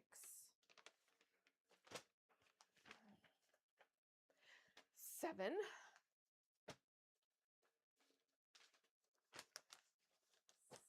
6,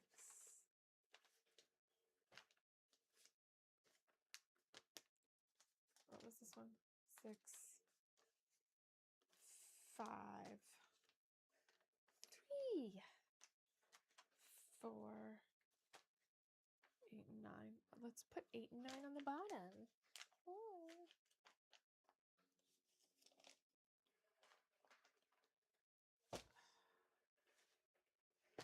Did I mark all of this? No, I did not.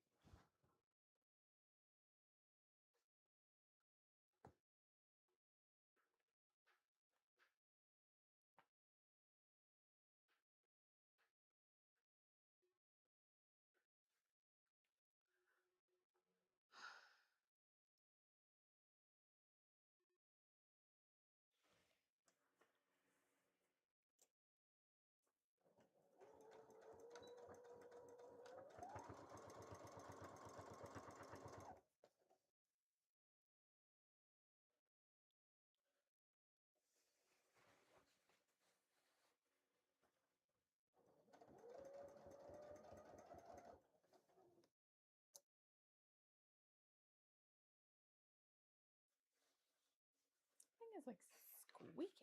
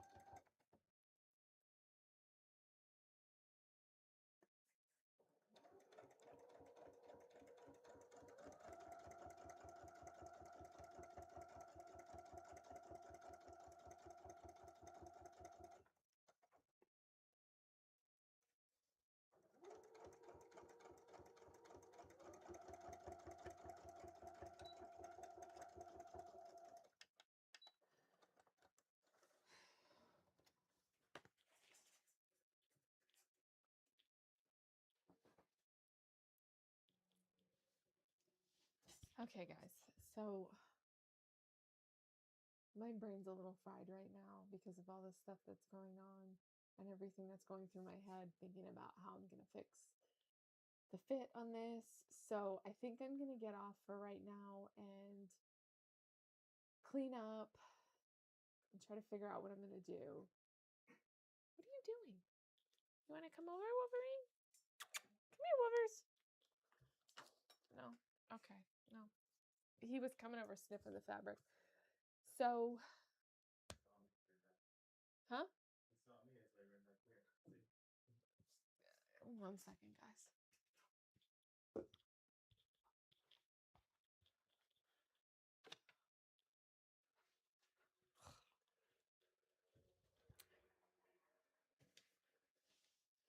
So I'll try to come back on Wednesday. I'm not sure because I have an appointment in the morning.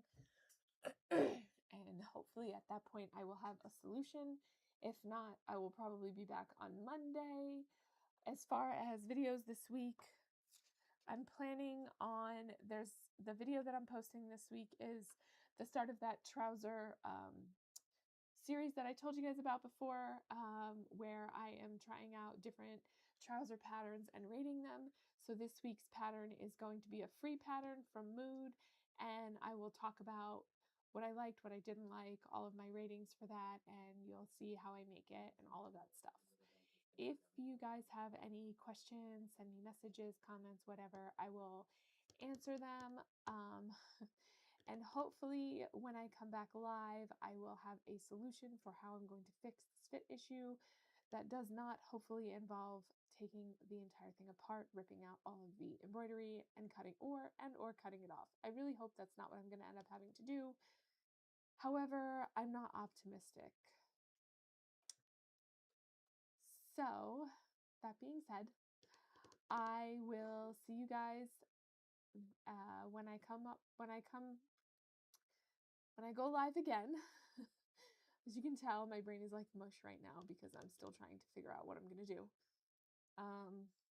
But yeah, I will keep you guys posted. If I figure out what I'm going to do, maybe I'll post it in a short, because the video that I have planned for this week is obviously already recorded, edited, and ready to go. Yeah, I don't know. If you guys have any suggestions, by all means, leave me a comment, because I am kind of at a loss for exactly what I'm going to do to fix at least the chainmail. The tunic, I can cut the bottom off and re-embroider. I don't want to, but I can. It's not an ideal solution, but it is a solution. So anyway, I will see you guys next time I am live. Thank you so much for watching, and like and comment and subscribe if you like my content. And if you have any suggestions at all on how you think I can fix this cosplay, Brian is saying burn it. That's not ideal. Let me know. Get an ogre and make them wear it. You were the one that told me it was too small. It was, and you went to gargantuan size after that. No, I went up one size. One size. It was only supposed to add 1/4 of an inch on each seam. And clearly you added way more than that. I didn't. I cut the pattern. Anyway, thank you guys for watching, and I will see you guys next time. Her fault.